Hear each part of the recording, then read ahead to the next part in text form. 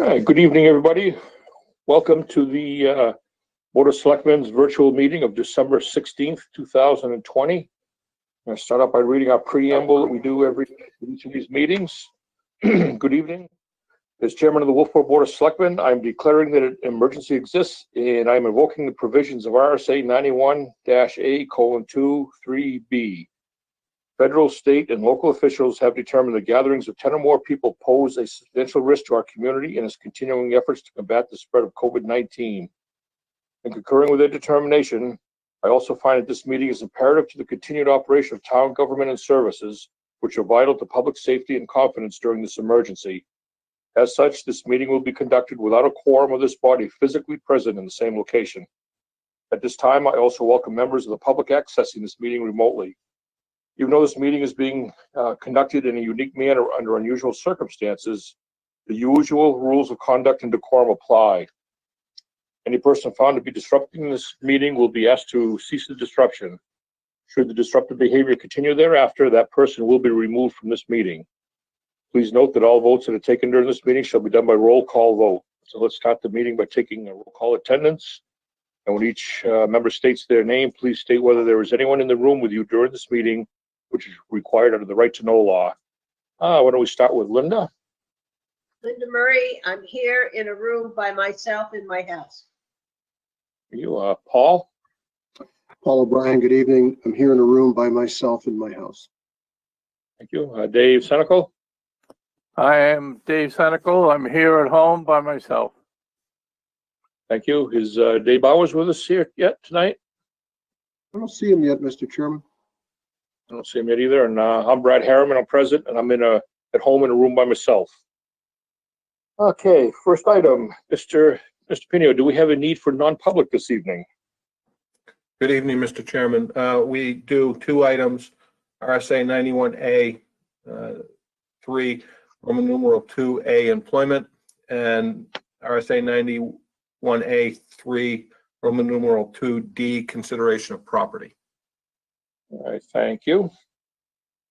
All right, next item on the agenda will be consideration of our minutes of December 2nd, 2020.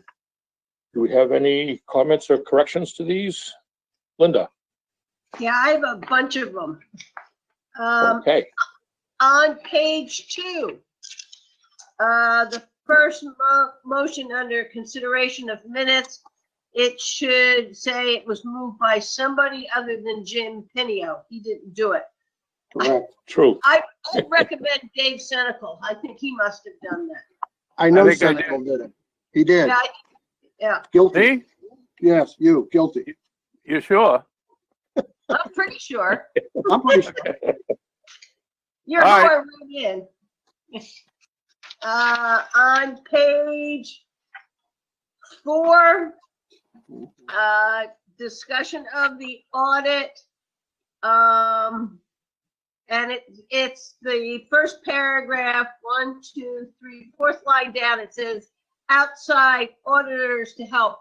Mr. Pinio, they weren't auditors, weren't they? Just experienced staff that we hired to do the balancing?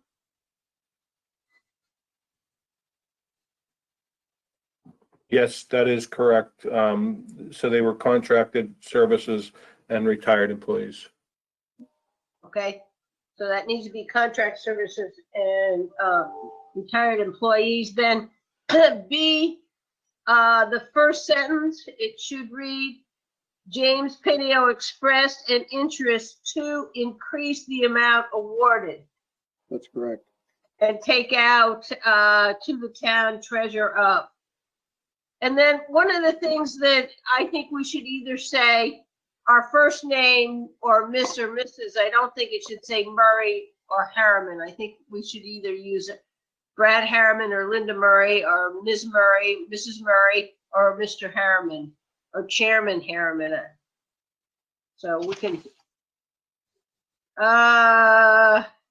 And then I started to have problems. I'm down on 5. It says warrant articles, and at the end of the first paragraph, I think that Jim Pinio suggests the date of December 9th, 2020. And then I think we started talking about the tax rate. So I don't know how we kind of separate this or whether we add tax rate up on the top. But when I first read it, I had a little trouble sequencing. But the sentence that started with Linda Murray, it should say Linda Murray suggested signing the tax warrant next Wednesday, 12/9/2020. And then on the top of page 7, second sentence, it should have said last night fireworks event canceled. And then under town manager's report, the large paragraph, the third, fourth paragraph down, 8th sentence, 9th sentence. It starts, and I'll read this sentence, and I'm going to change it at the end. Dave Ford stated we pay for it if they petition, and it goes directly to the warrant.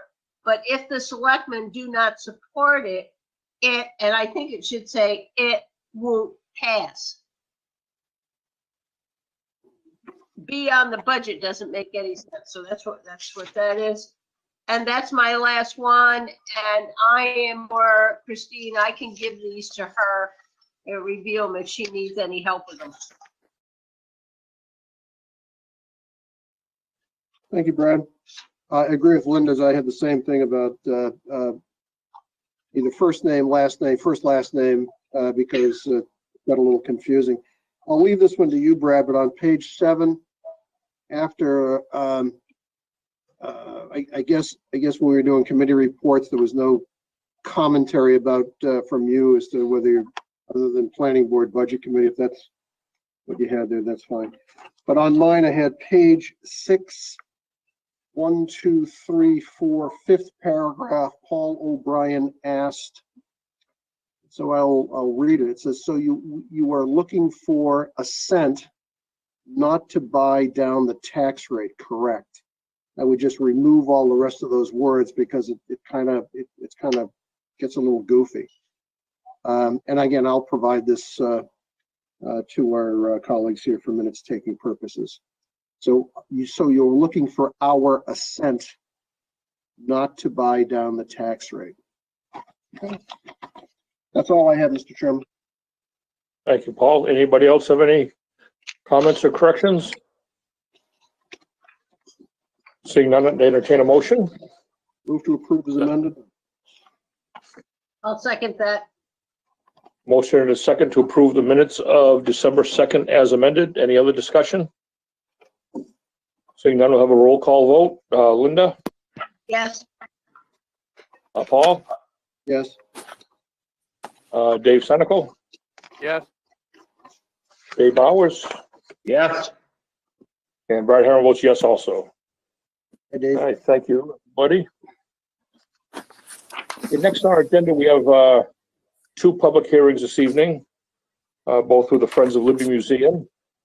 I'll read the first one to get it started here. Wolfeboro Board of Selectmen will hold a public hearing on Wednesday, December 16th, 2020 at 6:30 virtually as follows, with all the details of how to log on to it.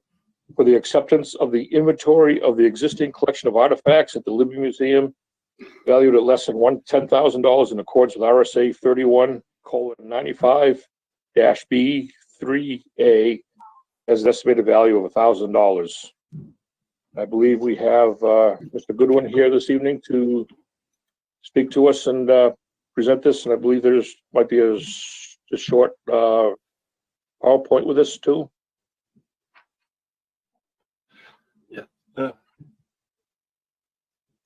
Yes, Brad, thank you. If I can, I'm going to try to share my screen here.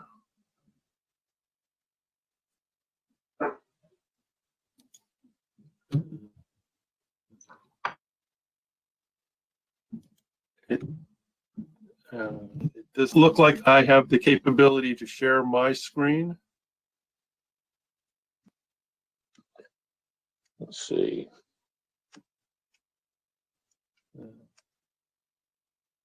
Tom, you are the presenter, so you should have that ability now. Okay, thank you.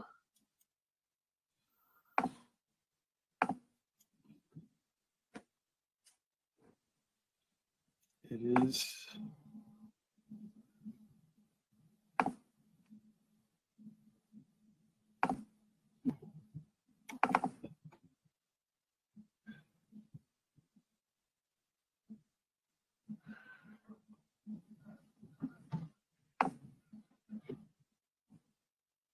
If you can let me know when you can see my screen. Nothing yet. It's, Yeah, something's happening. yeah, Yeah, we have a black screen right now. yeah, I see it. It says waiting for people to see your screen.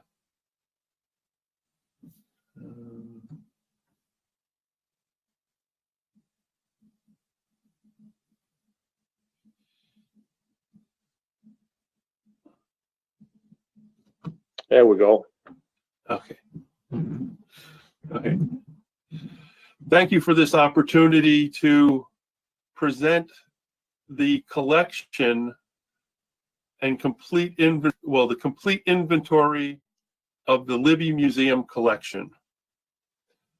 This effort represents 3+ years of work by volunteers.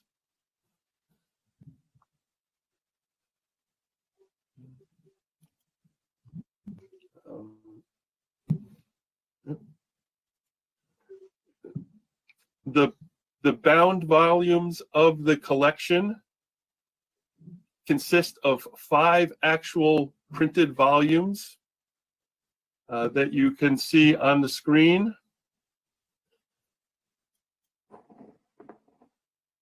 Each object in the museum has a detailed object report in the inventory with a description, information about who donated the item to the museum, where it is displayed within the museum, and any historical information available about it.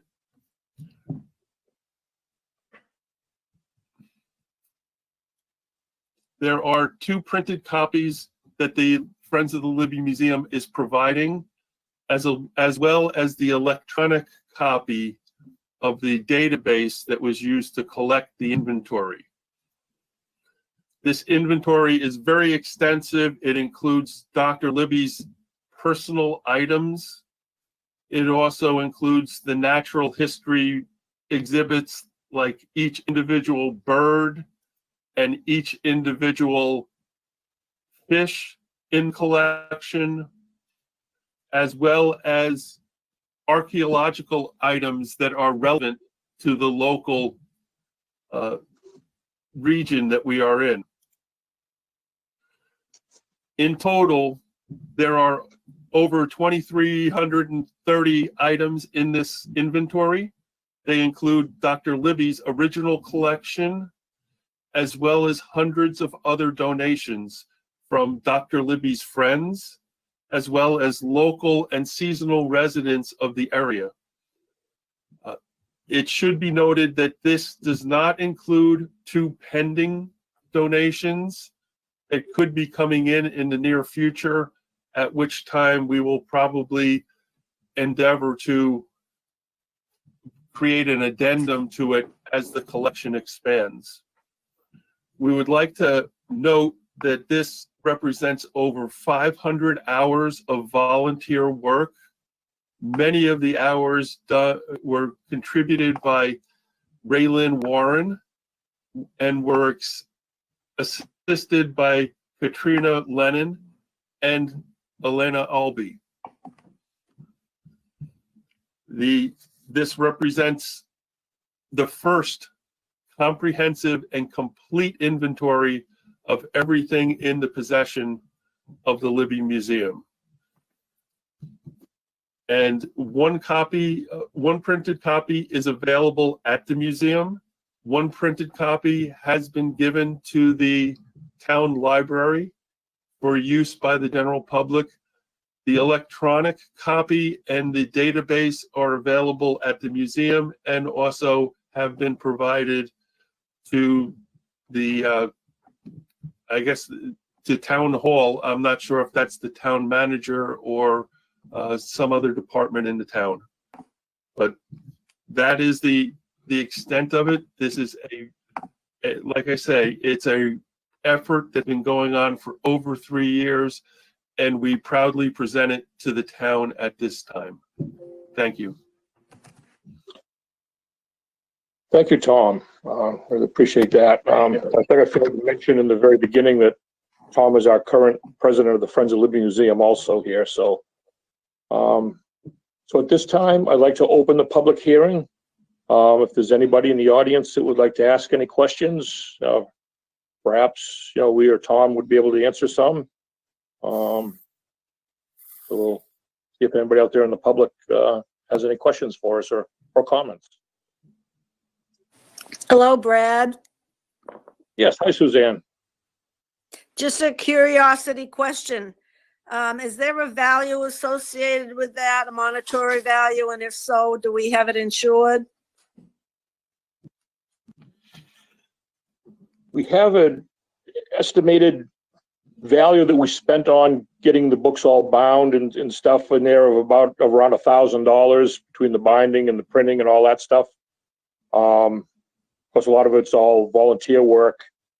So it's hard to really put a value on that. I don't know if, Tom, if you have another answer for that or any further explanation. Or...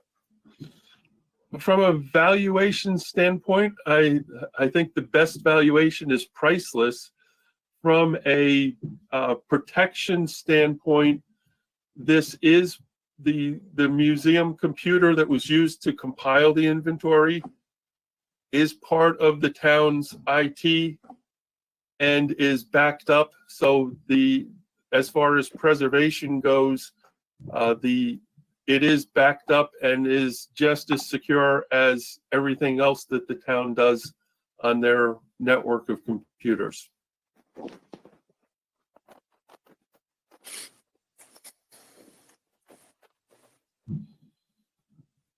Does that kind of answer your question, Suzanne? Well, I guess the town encompasses within their insurance the artifacts within the Libby. I was more interested in the artifacts. Perhaps Mr. Pino might have a better answer on that. My thought would be yes, that they are covered by our town insurance, but I'll defer to Mr. Pino on that. Yes. Can you hear me? Yes. Okay. Yes. So the Libby Museum is covered under our blanket policy. Relative to the contents, that's a very interesting question that frankly I'll have to take the report that the Friends of the Libby have provided us, consult with our representative from Primex to see exactly what the coverage extends. As Mr. Goodwin said, I think the takeaway here is a lot of these are noted as priceless artifacts, but I can certainly do some research on that. Thank you. Thank you, Suzanne. Anybody else out in the public that would like to ask a question or comment?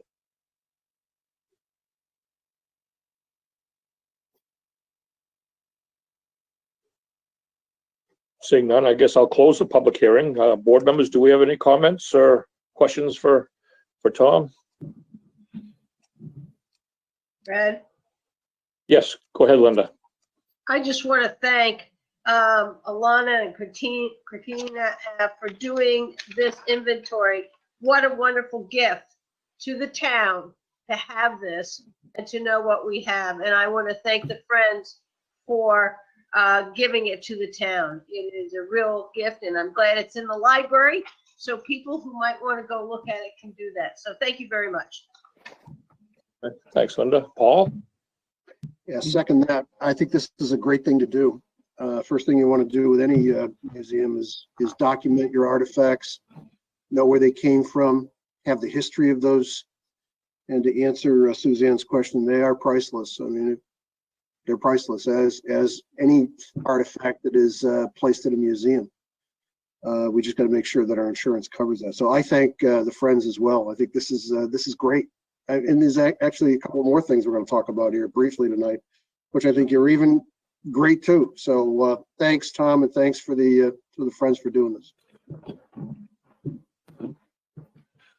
Yeah, I'll jump on board in second or third, all those comments there. You know, working with the Friends, you know, I've seen a lot of the work that goes into this and stuff, and it's great to have. And as you know, and as Mr. Pinio alluded to from Suzanne's question, is I think this would be great to make this available to our insurance carrier, so they know what's in the museum too, for in case something ever does happen. You know, hopefully, you know, nothing ever will, but be good to have the records there and stuff, so we know what's there. So thank you very much.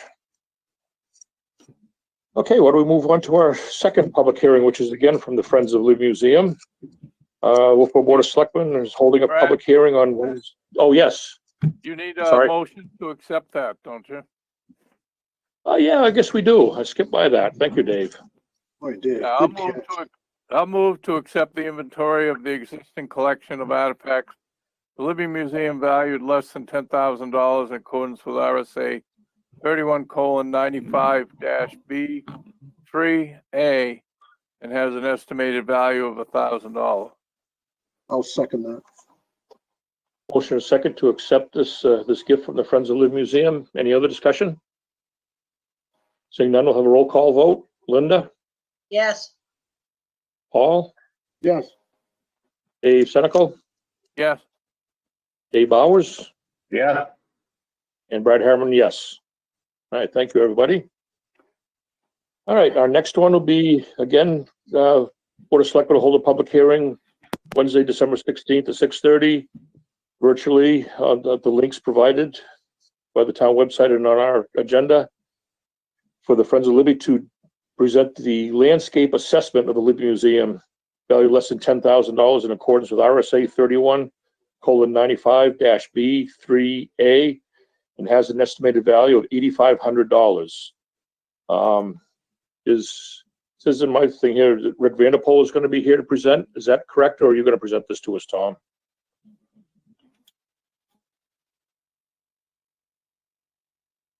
I think you're muted, Tom.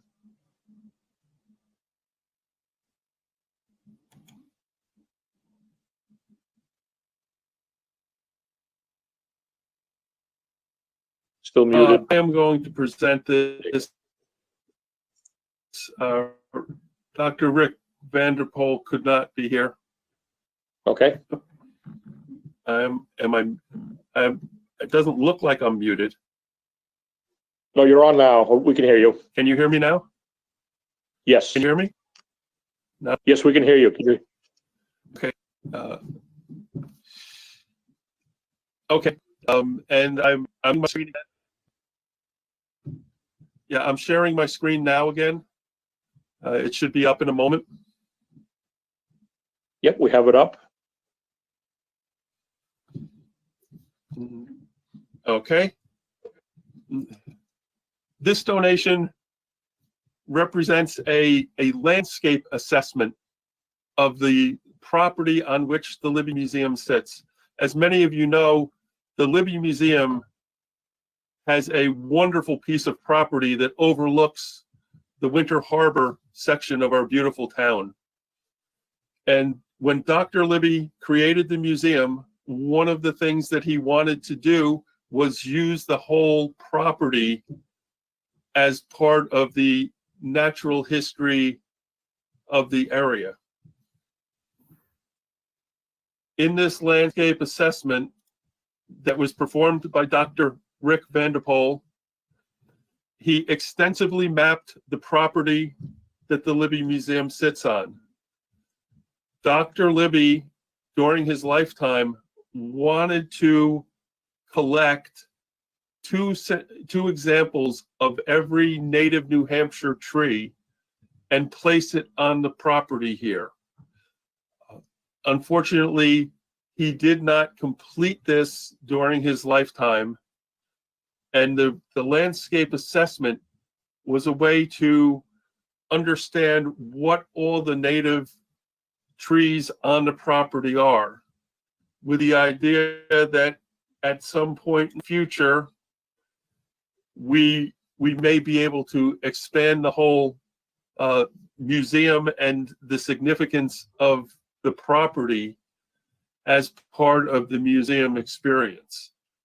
He created many different maps identifying the species that exist on the property, and indeed creating the layout of a potential walking trail through that would guide people past all these different native species.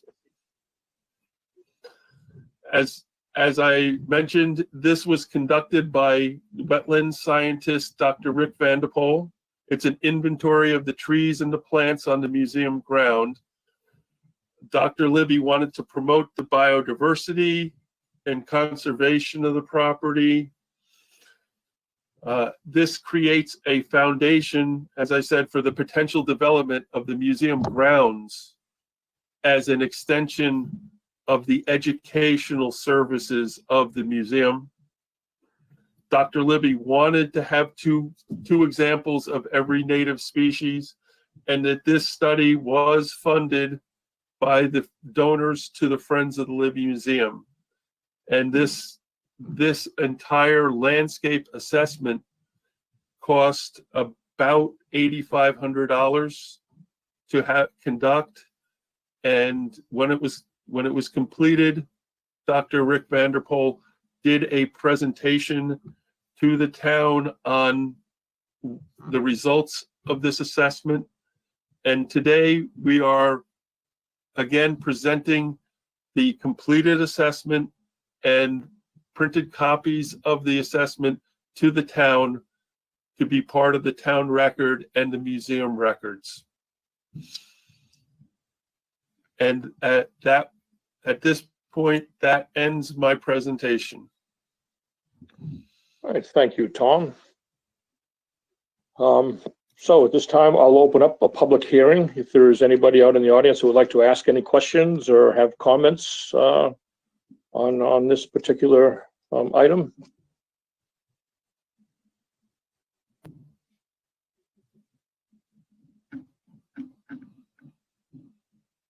Seems pretty quiet out there tonight, doesn't it? Yeah. Everybody's getting ready for the snowstorm. Yeah. Okay, well, we'll close the public hearing part of it anyway. Board members, do we have any comments or questions for Tom? Go ahead, Paul. Part two. This is great. I appreciate what you're doing. And now we've now just blown out the walls of the Libby, and we've now created a bigger Libby. It's now a Libby experience. And you know, that's what little children want to see. They want to see trees. They want to see animals. They want to see what's going on. And for those of us who are a little older in our lives, we want to see what Dr. Libby actually found and wanted to plant on the property, and why. I think this is part of a bigger narrative that I think is really important for this little natural history museum. I think this is pretty cool. So I'm very appreciative of what you folks have done. Thank you. Thank you, Paul. Linda? Yeah, I just want to thank them again for doing this work. It is an added value to the town, and we appreciate the Friends of the Libby Museum and all that they do. Thank you, Linda. I'll go on record as, the same, going along with the same comments there. I think it's great for the Friends to be able to bring these types of presentations to the town. It heightens the awareness, I think, of some of the people to what's going on up there that might not know some of the things that happen up there, or what's involved in it and stuff. So I think this is all great, and it's just great to have this as a foundation for the museum to move forward with. So I really appreciate it, and appreciate, Tom, all the work you've done in there, taking over as president here, and all the groups, all the members of the Friends of Libby that have supported this and been working hard at all these things. It's been great to see. So, any other comments or About a motion? somebody like to make a motion to accept this? Mr. Paul, Sen- you gonna go? I'll let you go, Mr. Senecal. Okay, move to accept the landscape assessment of the Libby Museum valued less than 10,000 in accordance with RSA 31:95B 3A and has an estimated value of $8,500.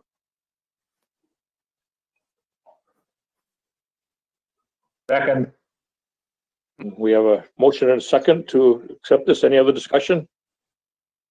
Seeing none, we'll have a roll call vote. Linda, Yes, Paul, Yes. Dave Senecal, Yes. Dave Bowers. Yeah. And Brad Harrell votes yes also. All right, Tom, I want to thank you again for taking the time to present these to us. Really appreciate that. Mr. Chairman? What- Yes, Paul.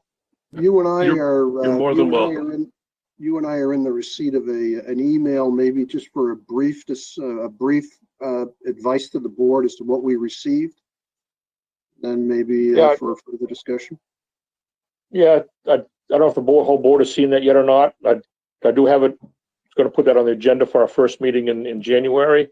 As other members of the board seen, I think he's talking about an MOU, memorandum of understanding. So Oh. I think we might be better off to make sure we get that out to everybody, Paul, on our with our agendas and information for our next meeting. I have talked to the Friends of Libby. They're aware of that we're going to have a discussion on that at our January meeting, first Wednesday in January, and kind of move forward from there on that. Yeah, I didn't want to, honestly, I didn't want to have a discussion if the rest of the board hasn't seen it. I just want to acknowledge that a member of the Friends of the Libby and I had coffee and I think the Friends are getting energized, and I think there is a piece of paper that we all need to see and maybe have a conversation about in the early January timeframe. I think it's great. I think what they're starting to do is refreshing. It's well overdue. Okay, thank you, Brad. Okay, thank you, Paul. Mhm. Okay, next item on our agenda is public input. Do we have anybody out there in the audience that would like to ask us any questions or make comments? Brad? Yes, Suzanne. Yeah, I have 3 items. One is the town voted in 2002, warrant article 16, that it was relevant to the surplus and that an amount no greater than 10% of the operating budget voted for the current year shall be applied to reduce taxes. Are we still invoking that policy?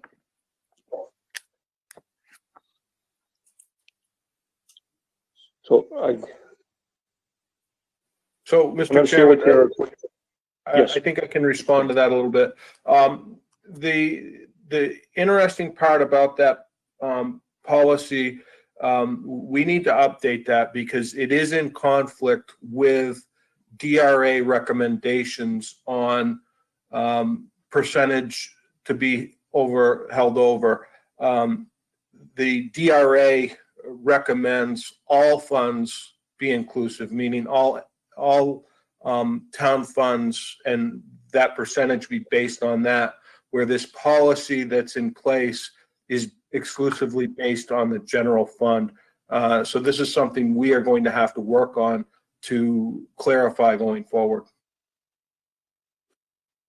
I would just respond that the DRA recommends. They don't, it's not an ordinance or a law that you have to follow. And that at the time this article was put in, people understood that it was a recommendation of DRA. And I think it's it behooves small towns with small fund balances to be careful, but we carry an enormous balance. And the idea was not to have such a big balance. And also, if there is an emergency where that has to be dealt into, you just hold a special town meeting for that emergency purpose and get the approval of the budget committee, which we have done before. So I was just, perhaps at some point, Mr. Pinio, I can talk to you further and on that. Oh, shoot. Sure thing, Suzanne.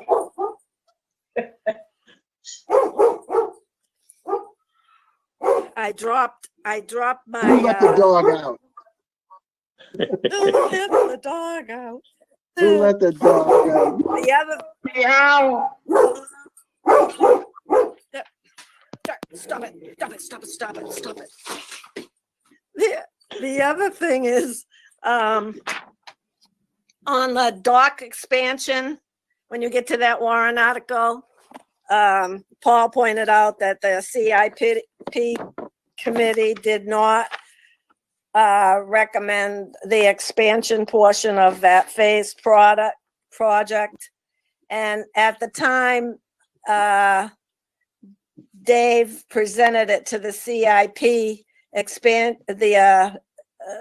one of his comments that I jotted down on my sheet was, the expansion is a want and not a need. And he kind of backed off on that. And I would hope that you would recognize his position and the position of the CIP. It's something that could be done at a later date. And then the other article that I'd like to just quickly, oh, by the way, that's a $1.1 million project in today's figures. And oftentimes these segmented warrant articles, people don't realize the impact of the total amount that will eventually be requested. One last quick one, and that is my favorite, Pop Whalen. As I told you at the last meeting, the town voted about restricting revenues for the operation of Pop Whalen in 1995. And further, they also put in a warrant article, in a general warrant article for Parks and Recreation, and they established a revolving fund. I'm wondering if that ever happened, and if so, what it was used for, how it was used, and is there any money in it? And it says expenditures to these programs will not be included in the town's operating budget. So that, Mr. Pinio, is Article 29, I believe it was 2011. And if we could get more information on that, I'm looking for revenues for this operation. The last part of this would be a question. Given that we established this method of revenues being used for the operation, and I did ask at your last meeting for a 5-year costs versus revenues, and how it's a mess. That whole financial operation has been and is a mess. And yet we go on putting hundreds of thousands of dollars into it. What the bottom line of this question is, obviously in 2011 or 12, thereabouts, 2011, we put in for $226,248 into Pop Whalen for the much needed fire protection system. No problem, no issue. I understand things have to be done to a building. However, the interesting part of this, it says it shall be paid from the Pop Whalen Enterprise Fund, and this project will not cause any increase in the tax rate. So obviously we had a substantial 2011 enterprise fund balance. What happened to it? What did we do? Did we spend it down? And if we did, let's account for it. And let's build it back up again. Maybe it's time to once again address the fee system of that operation and get realistic about it. When it was initially established for an indoor skating rink, the townspeople understood it was an enterprise fund and that, but the town taxpayers would put in money for the kids to skate. It's evolved into this private facility for Back Bay hockey. So please, can we do something about the financial problems with that enterprise fund? Thank you. I'll be listening. You don't have to answer tonight. I would just like some follow-up. Thank you. Okay, thank you, Suzanne. Do we have any other folks out in the public audience here tonight that would like to comment or ask questions?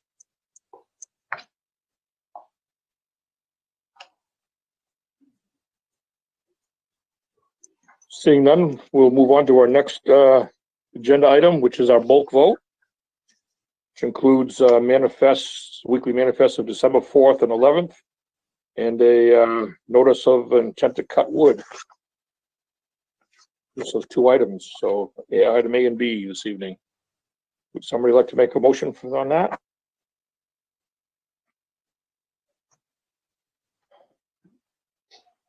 I'll make a motion to accept the bulk vote as presented tonight. A and B. I'll second Is that a that. second, Dave? Okay, thank you, Dave. Motion is second to accept the bulk vote, items A and B this evening. Any other discussion? Seeing none, I'll have a roll call vote. Linda? Yes. Paul? Mr. Chairman, my bad. I didn't read it. I'm going to abstain. Okay, thank you, Paul. Dave Senical? Yes. Dave Bowers? Yes. And Brad Harron votes yes also.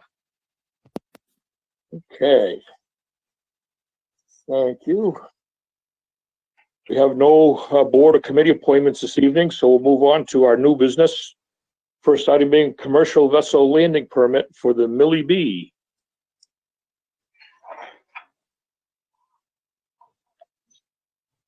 Do we have anybody here who's going to present this to us, or Mr. Pino, do you have information you're going to bring forward to us?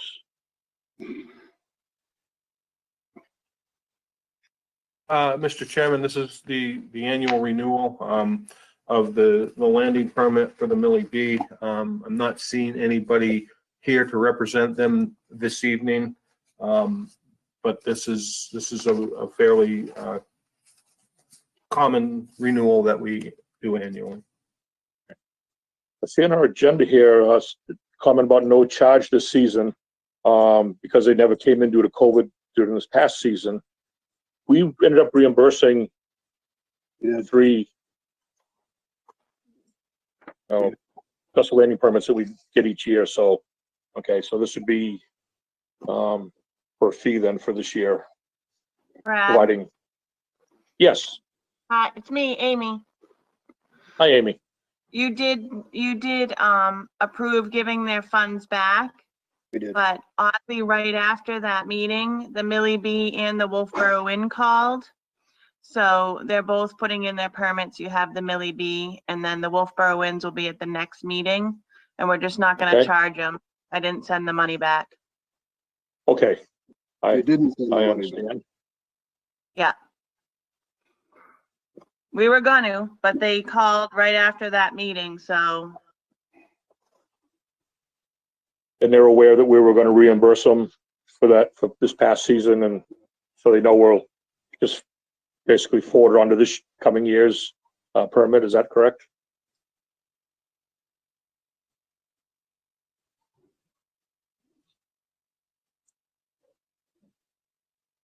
Amy, if you're talking into the mute button.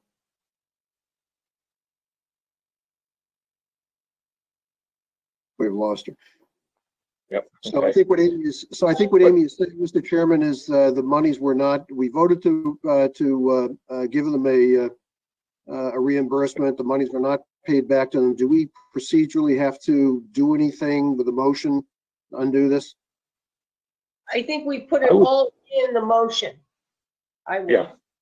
Saying Yeah. that, I agree. you know, that motion we rescind and instead we're going to not charge them Right, this year, okay, both of those, so it's clear. so we gotta undo what we did and then do another, okay, that's.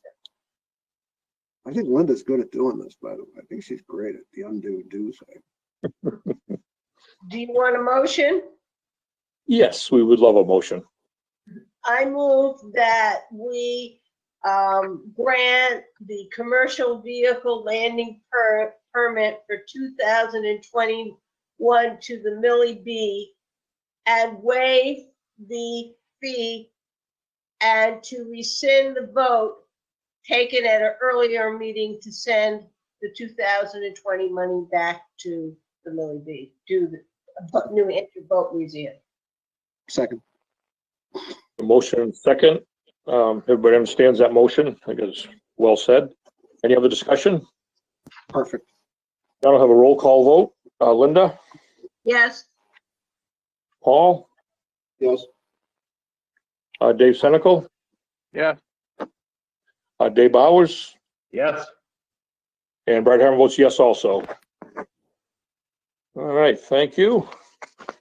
Next item under new business is our assessing contract lease extension for 20, it says for 2020, but I believe it'd be for 2021, wouldn't it? Yeah. Yes, Mr. Chairman. So this is a renewal, 1 year of our assessing contract. That you have attached to this the breakdown of the hourly billing. There is some more information forthcoming, but this is essentially the same contract that we've had with cost of living increase associated with the contract.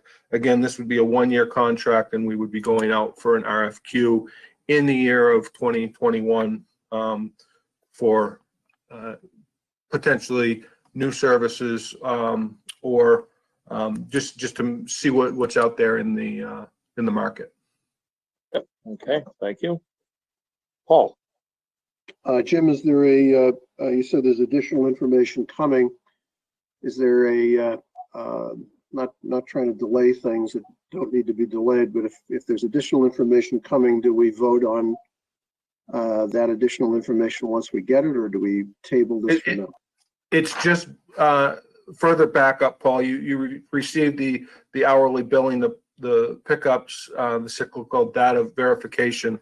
There was just a request for further information for that. So number of hours, et cetera, and that is forthcoming. But it's all in line with the existing contract.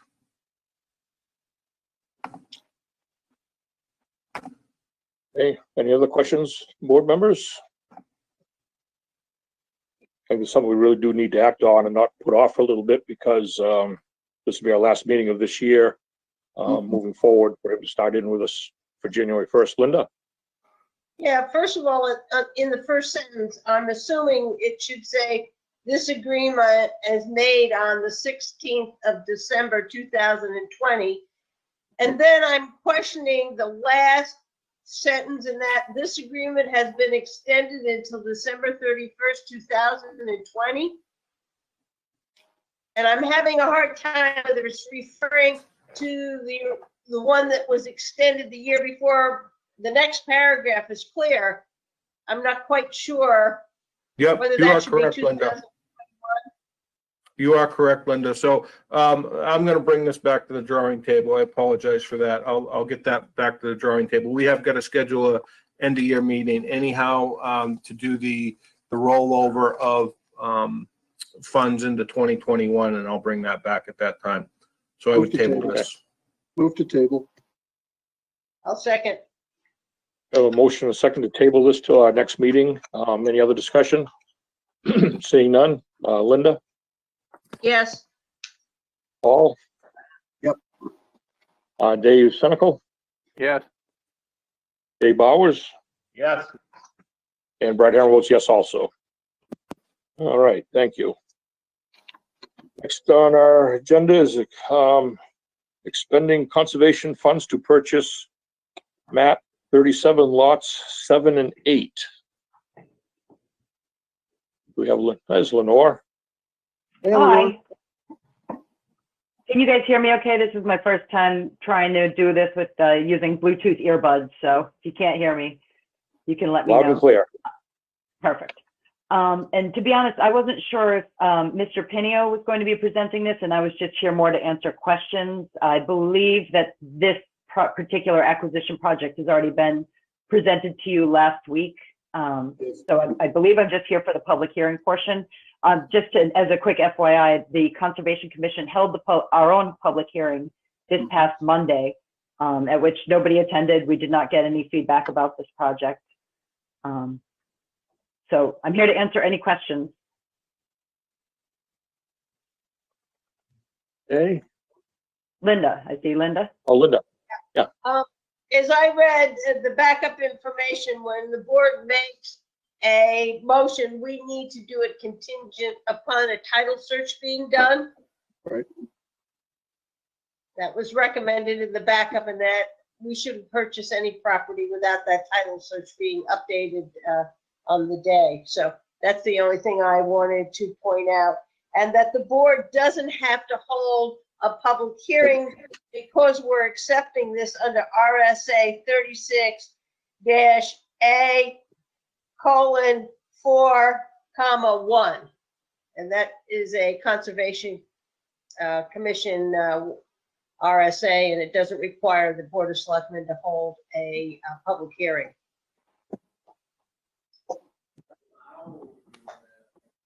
Any other questions and comments from the board? The question there is, was there a title search done?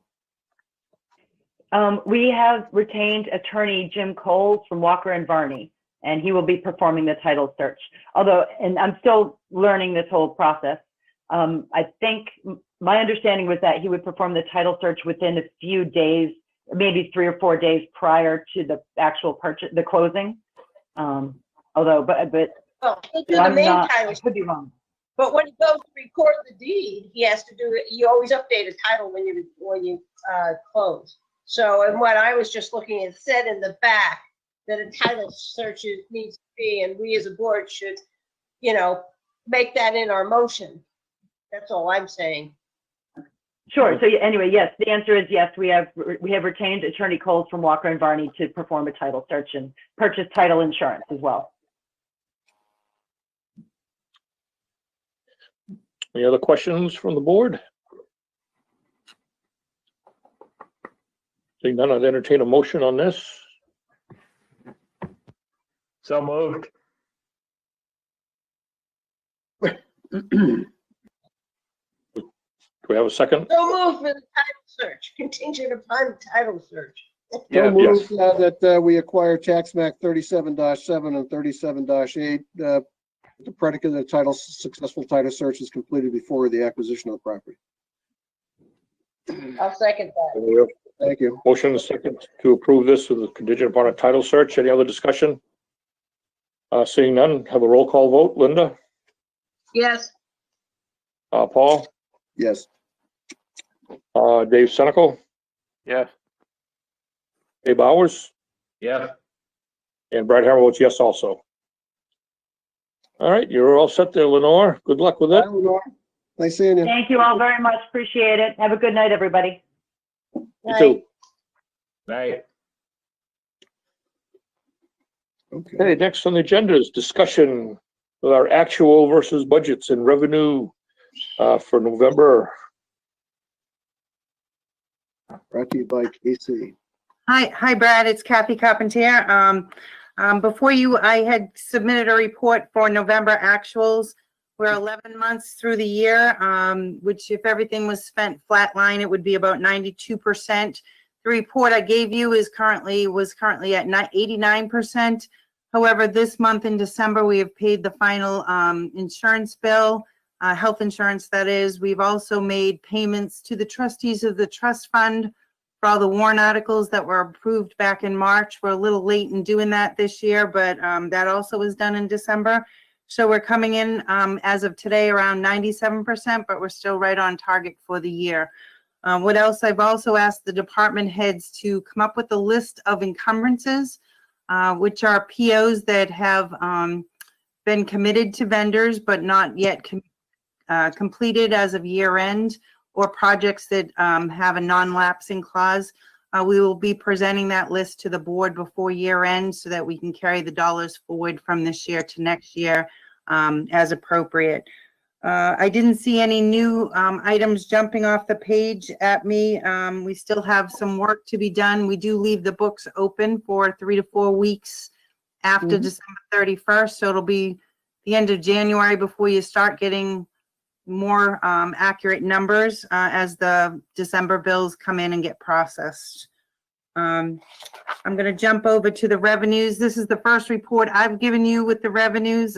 They too, we're trudging through. We had a backlog of bank reconciliations, and with our outside help of a retired finance director, we're up to September, so we're closing in on the year.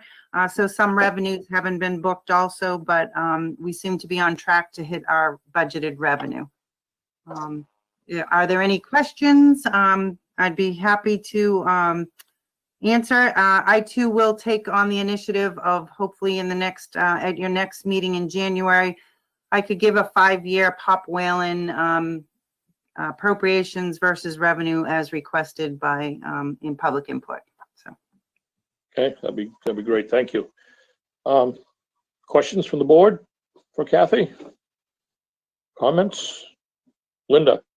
Yeah, I'll just Beat your point point. out, I did look at last year's annual report, and Suzanne talked about 200 and some odd $1,000 for the fire. That is was a bonded warrant article, and it's in the report. It was not a cash payment.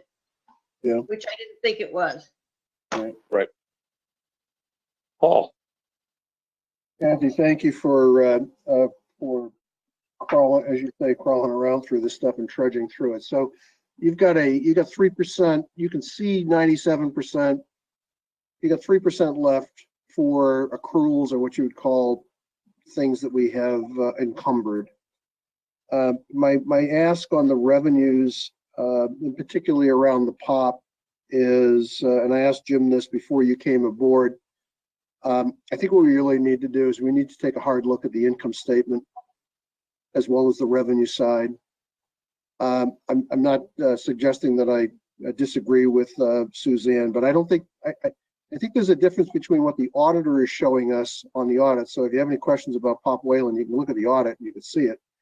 But I think what's really being asked is what's the real revenues that are hitting the books? What's the costs that go up against that? And is there a way for us to understand costs and revenues and then figure out whether it's fee adjustment or whether it's operations adjustment, whatever. We have to somehow have that conversation, in the first quarter. And I think that's it's good that you're going to crawl around in that. So thank you for doing it. Yes, I believe it was one of the directions that the town manager gave me, saying in the beginning of the new year, first quarter or so, that the recreation director and the town manager and I will sit down and talk about it after we crunch the numbers, look at fee structures, see if it's upside down, what we could do with it, look at real fees versus what we're subsidizing as a town. So I believe it's on the rec director, the town manager, and my radar. Thank you. Very good, thank you. Linda? Yeah, I just have one comment. We also, I think it was in this year budget, we drastically changed the administrative allocation for that enterprise fund. So that's going to play around with how it looks. And so when it led the 3 years beforehand, if you're looking at 5 years, it was very high. So we should probably let you know what it was at that time and how much it came down, and then we'll be able to really look at apples to apples. Yeah, that's a good catch. That's a good catch, because if you're looking at the full stream P&L, the income statement, the allocation actually went down last year. You put that in the category of a good person, you know, and so Linda's exactly right. It makes the financials look a little differently, positively. But, you know, just for truth in lending, that cost didn't go away in the entire town. The whole town, it just got spread around across the rest of the town. But Linda's right. I mean, that would kind of put a blip, a dip, a something in the overall financial profile of that enterprise fund. Yeah, and Yeah. Kathy can just kind of play around with it long as she knows that place. Right, I definitely will focus in on that line item and fees that we're charging, and work with the, as I said, the rec director. I hope I have Christine's title correct. But I was hoping to do that like in the March, April timeframe, only because we've got to get through year end and stuff. So I appreciate Suzanne bringing it up to the board the last 2 meetings. I will take it as a action item. If she could just hold off a couple months, we will get back to her on that. Very good. Appreciate that. I'm sure she does too. Okay, that's it for me this evening. Thank you very much. Thanks for what you're doing. Thank you, Kathy. Thank you. Okay, next on our agenda, discussion on 2021 warrant articles. Chairman, Yes, Paul. since we're talking numbers, might not be a bad idea if you're okay with this, that we just have a short chat about you know, where we've been with the budget committee thus far, if that's okay. And also, I'd like to just start a conversation so that we can get it out on the table about the rethinking, the structuring of our public works function. Is that okay if we kind of do that? And maybe Jim, could I put you on the spot and ask you to give us kind of a short, if you're okay with this, Brad, could I ask Jim to give us a short synopsis of what's taken place at the budget committee? And then maybe have a short discussion about the restructuring, because this is all going to play into this warrant article conversation we're having. You okay with that? Yeah. Yeah. Yeah. Okay. Sounds like Bob Marley from Bob Marley kind of, yep. So we've been going through the budget process. As you recall, last year at about this time, a little earlier, I guess, we had put out a request for proposal for an evaluation to be conducted of our Department of Public Works, to include water, sewer, highway, public works garage, solid waste, and I'm missing somebody, buildings and grounds, I guess. And we contracted with a reputable firm to come in. They interviewed staff. They met with a number of people. They went through a bunch of our resources, and they looked at what was going on in the town. They produced a report, that Tata and Howard report, which basically told us that the current model that we are operating under is not sustainable. The volume of projects that are coming through, the amount of asset management that needs to be taken care of within our water, within our sewer departments, we just can't sustain that model. We've got large investments in vehicles townwide, and while we're keeping up with it, we're struggling with that. And as a result of that conversation, that study, Tata and Howard produced a report with a proposed organizational chart. That proposed organizational chart really brought in a technical person under Dave, which really alluded to another engineer. Dave is a professional engineer now, David Ford. And Dave and I had numerous conversations about this, strategized what the best way to do this going forward was going to be. And we thought that really what makes sense here is We've got an RIB project that is on the horizon. We've got a significant number of large projects which are on the horizon. And we felt that if we could bring in a new director of public works who would manage the streets and highway division, the public works garage division, solid waste division, and the buildings and grounds division, that would make a lot of sense. And Dave would be able to shift some of his focus to those RIB projects and some of those projects that require engineering. So we brought that forward.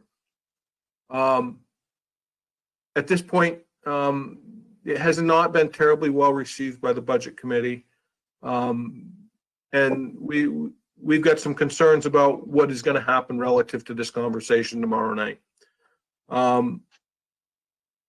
So with that said, I mean, we've brought together what we feel is the right program to also consider Dave potentially retiring in a few years. So we're also looking at some succession planning. And not sure what's going to happen, but I do know that there's some concerns about it, and I understand that. But the number of projects coming down the pike is also extremely concerning to me. And with that said, I think we're coming forward with the right solution. I know there's feeling out there that it's not the right year. And we could make that argument every year that it's not the right year. But with the amount of long-term debt that is falling off on the enterprise funds, it does make some sense to shift David there at this point, and continue to utilize his skills better as an engineer, as opposed to some of these other day-to-day items that would be better managed by a new public works director. That kind of sums up what I have to say about it. I'm not sure if you have got more that you'd like to tie into it, Paul. Yeah. Over the past 14 years, so what I'd just like us to think about is this function, and I'll try to avoid the names so that we can get the personality out of it, because we should be talking about the function. This current function is at the top of a pyramid. And over the past 14 years, that function has presided over the expense of $100 million of taxpayer money. And when you hear the words, the Route 28 reconstruction, Center Street reconstruction, Foss Field, the rapid infiltration basin, town docks, Cary Beach, highway program, and on and on and on, all those monies go through that function.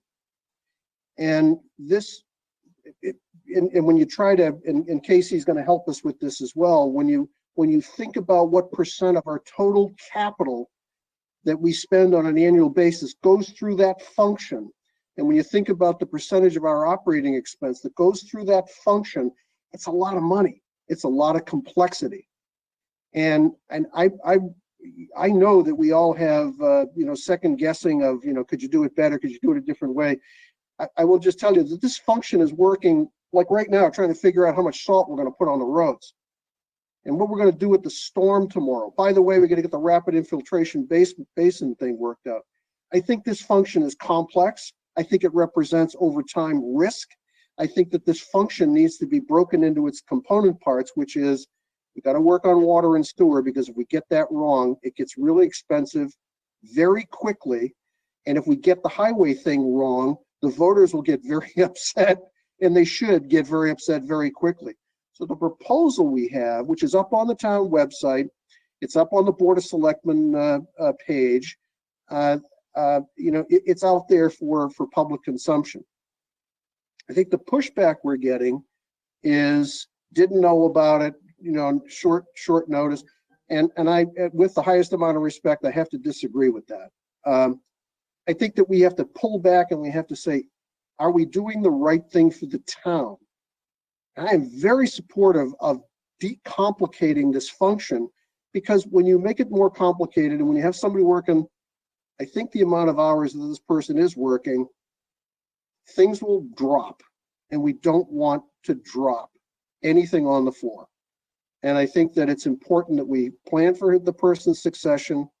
We focus the resources on the right thing. So I just want us to have a real good conversation about that. And I think the public needs to, hear our opinion. With that, I'll shut up and turn it over to the rest of you. All right, thank you, Paul. Linda? Yeah, I look at it as, I was there when the town took those two positions, water, sewer, utility, and highway, and put them together, because we needed somebody with the expertise and the skill set and the knowledge of the public works director we hired. And over the years, we've gone through a huge amount of projects, which Paul has talked to, but there came a point, and I think all the rest of the board remembers, that public works director, the head of both of those, said, I can't work at this pace anymore. And we have, over the last couple of years, looked at and tried to figure out how we change the workload, how we divide it up. And so then we didn't just change it. We went out and hired a consultant to take a look at the structures that would work best for us, what we were doing well and what we weren't doing well. So we're basing this change on the best management for this town, and we've taken time to do it. And I agree with all that Paul and Jim have said. I think it is a smart decision at this time to make this change, and it's not something we're rushing into. It's something we've thought about for a while. And I think Yeah, absolutely. How much is it going to cost us in 2021 to do this, Jim? I think it's 18,000. 18 Yeah, grand. so for all intents and purposes, by shifting some of these responsibilities to the enterprise funds, shift some of that wage to the enterprise fund, which means when we bring on this new public works director at an estimated cost of salary of mid-90s, with healthcare, retirement, and whatnot, it's an $18,000 up. 18, I think it is for a full year. I'm getting my paper out right now, and it's 9,400 for a half year if we do it in July. That's what I remember being said. That's just general fund. And next year, in 2022, the number gets bigger. So, let's be, honest with everybody. That's the 18. That's the 18. Yeah. General. 22? 22 is 18 to the general fund. To the general. Yes, when we go over to the enterprise fund, it's 59 half year, 118 for the full year. But that's within that water and sewer fund. We have some bonds coming, who I guess we're completed some bonds, so we wouldn't be paying the bond issue. So it doesn't have a impact on the rate, if I'm correct. I think Dave Ford, is that correct? Unmute. There you Yep. go. Thank you. I was listening. So yeah, that's correct. And one of the things we're doing also is shifting the percentage. I have now 60% general government. I would go 20% general government. So reduction of my time, 40%. And also Scott Pike, he needs to focus on being the primary operator on the water system. So his time now, his 35% in general government would go to water. That is what's making the room for the new public works director. It's not magic. It's, there's numbers here. So what we're saying is the man hours that Scott and myself are now charged will be 100% on water sewer, and the new person will come in. He is, the base salary is only 90,000. If you include the benefits, that's when it gets to 137. That's the total package. So we got to make sure that that includes all the benefits. But the salary range we're looking at is a 90 grand. So I think, we all got the facts right, I think. If there's any other questions, we're more than happy to answer. Brad, I think and yes, we need to lay out clearly two things, at least in my opinion. The responsibilities of these two functions, because when you break them apart, it's really easy to say, well, you work on the highway and you work on water and sewer. That's the easy part. The hard part is what goes on at the scene. And today we looked at a project this afternoon or this morning that I think is emblematic of what we need here. We're thinking about fixing the town docks. We got to get the voters engaged in this conversation. This project is complicated. There's and I'm going to shorthand this, not to be trite, but there's a lot of moving parts in this. There's a parking lot question. There's extending the docks. There's repairing the docks. There's the seawall. This is an engineering opportunity. And what I mean by that, it could be a mess if it doesn't work well. We need somebody with smart eyes to look at that. And I look at that and I asked Jim actually that question this morning. I said, is this what we think our current director of public works, if in his new and improved position, would work on? The answer is yes. Well, I got to tell you that crystallized it, at least for me, because that's a complicated project. Route 28, trying to fix, it's a $10 million project. I think the state has said, Dave, just give me a nod if I'm close, $10 million. That's a $10 million project. We got to get that right. And I think what we need is someone who can come to work and worry about those kinds of expenses. Oh, by the way, someone who will come to work and worry about keeping our roads cleared tonight and keeping our sidewalks built. So I think we need to have a good old-fashioned debate with our colleagues, but I just don't want to throw this one out the window too quickly. It's important, and I think we ought to all get soaked in this and share our feelings with the public.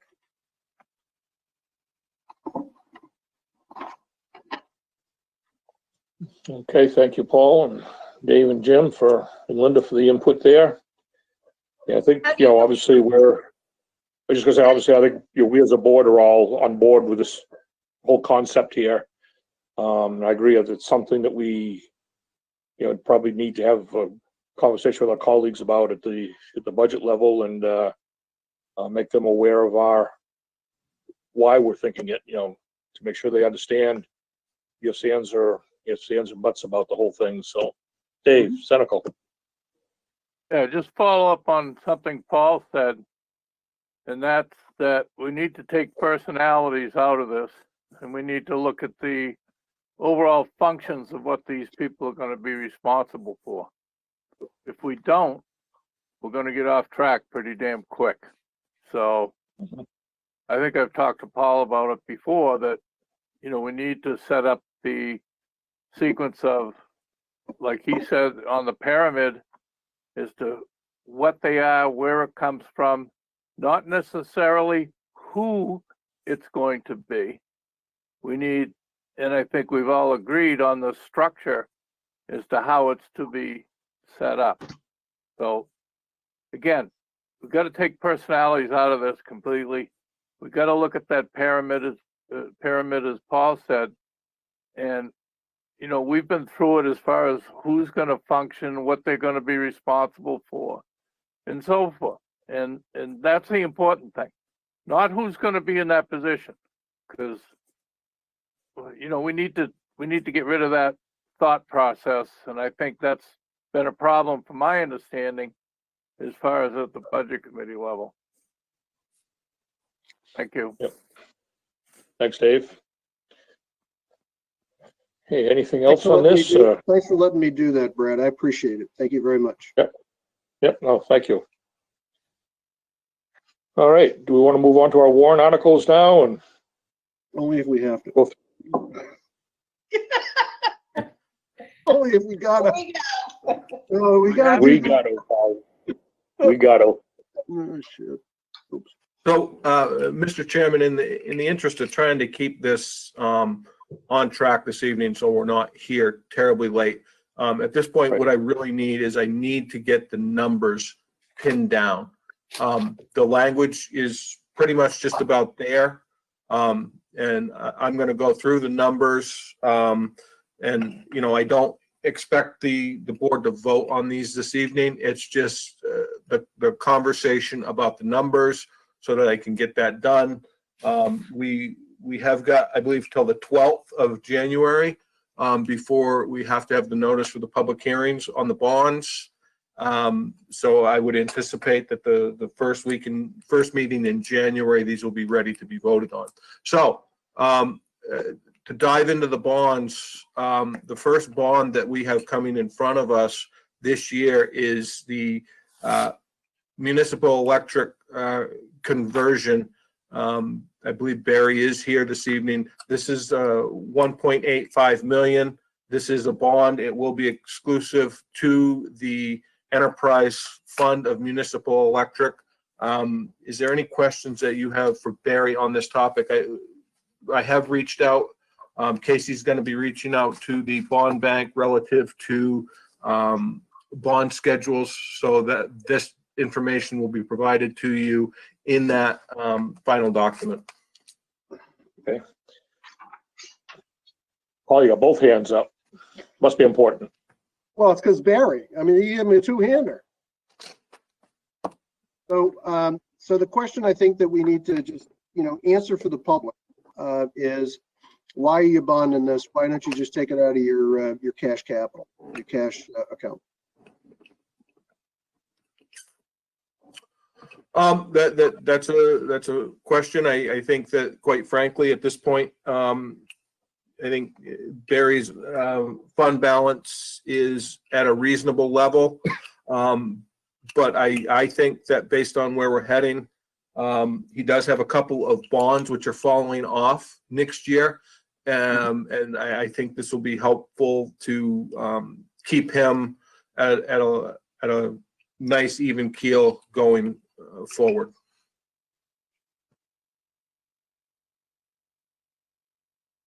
I think I'd agree with that too, that that would let him keep his funds there in case an emergency does come up or something like that. And the interest rates have been so low, and I would assume they're not going to be very high coming up for our negotiations for this coming year. I think it would make sense to bond this one too. So I would definitely limit it to a 10-year note versus some of our other larger ones that were 20s, but. Barry was the big one. Didn't we do one for, what was last year, 6 or 3.8? What was the one that we just? It was 3.8. If you recall, you know, our intent was that this project would get encompassed in that as part of it, but as prices came in, they were absorbently higher than what we had anticipated. So this is really to complete the balance of that job. Was that a 10 or did we do that 10 or 20 years? The I think that one was 20, Jim. Can you verify that? I think it was 20, Barry. It's a 20-year note. This is approximately a little less than half of what that amount was as far as the total. Barry, also, when you started this conversion, haven't you done most of it in cash as we've gone through these projects? That would be interesting to see how many of them we did in cash and how many we've bonded in this conversion. So we actually have bonded quite a few of them. Phase 1 and 2 were done as the original 5.28 million back in 2003, 2004. Pleasant Valley we did as a 10-year bond. I think that was about 900,000. Sewell Road we did as cash because that was under $1 million. So we've sort of used that $1 million threshold of bond versus cash. And then of course the one last year was a bond. 3.85 million, I believe the total was, but, so we've done a couple of them with cash, but most of it actually has been bonded. So the projects you have going for the coming years, you got some islands you're doing. Are they going to be grouped into a bond? Or are you looking at doing those in cash No. or? I think the amounts on those, we have Turtle Island Road, we have some island work, submarine cables. I think if you look at the total amounts that we're looking at with those, my intent would be to do those with current revenue, cash. This should really ultimately be the last big one that we'll see in the next Handful of 15 years. Yeah, I would say we're 10, 15 years out, that this would be the last project that would be over $1 million as far as getting through this conversion work. So, Mr. Chairman, so if I summarize, this is a truly well-functioning enterprise account. You put revenue in the top and you actually get something out the bottom. And what Barry's been able to do is set aside a reserve, retained, you call it the business world, retained earning reserve. And I think what I hear him say is I can lever up the organization. I can put some leverage on the organization. It's not going to affect rates. I can borrow money probably at a rate that is at or below what I'm currently getting as interest coming out of the trustee to the trust funds. I want to do it on a short-term basis, handful of years. I'm not going to use the money. I'm not going to go out and borrow money for short-term projects like Melody Island, putting a submarine cable out to Melody Island. And so and the reason I asked the question is all of that makes just a whole bunch of sense financially. And KC will probably at some point weigh in and either say, yeah, that makes sense or doesn't. It just makes a whole bunch of sense to do it. So I guess the question before us is, do we want to bond this or pay cash for it? Myself, I'm kind of leaning toward maybe putting this into a 10-year bond. Kind of sounded like that would be a good length for this one. Fine. I would feel comfortable at that. Fine. Would we like to have a motion to that effect from somebody? I'll second it. Barry's, yeah, I move that Barry's appropriation request was 1.8 million, Barry? 1.85, yep. 1.85 million be bonded under a 10-year note. We have a motion and a second to bond this for 10 years. Any other discussion? A roll call vote. Linda? Yes. Paul? Yes. Dave Senical? Yes. Dave Bowers? Yeah. And Brad Harriman, yes. Okay. There's one down. Thank you, Mr. Chairman. One down, Next 29 bond, to go. the next bond is the wastewater treatment plant capital asset plan. Dave is here. That's a $30,000 bond. And Dave, can you explain the rationale behind this? Yeah, this is a grant or technically a loan with loan forgiveness that the New Hampshire Department of Environmental Services makes available to municipalities for doing asset management planning work. We have received and used this grant twice on the water side, once for the distribution system, once for the water plant. We've done it for the sewer system. And on both of those were done by Underwood engineers. We have these very detailed reports with all the assets and the useful life and then a plan.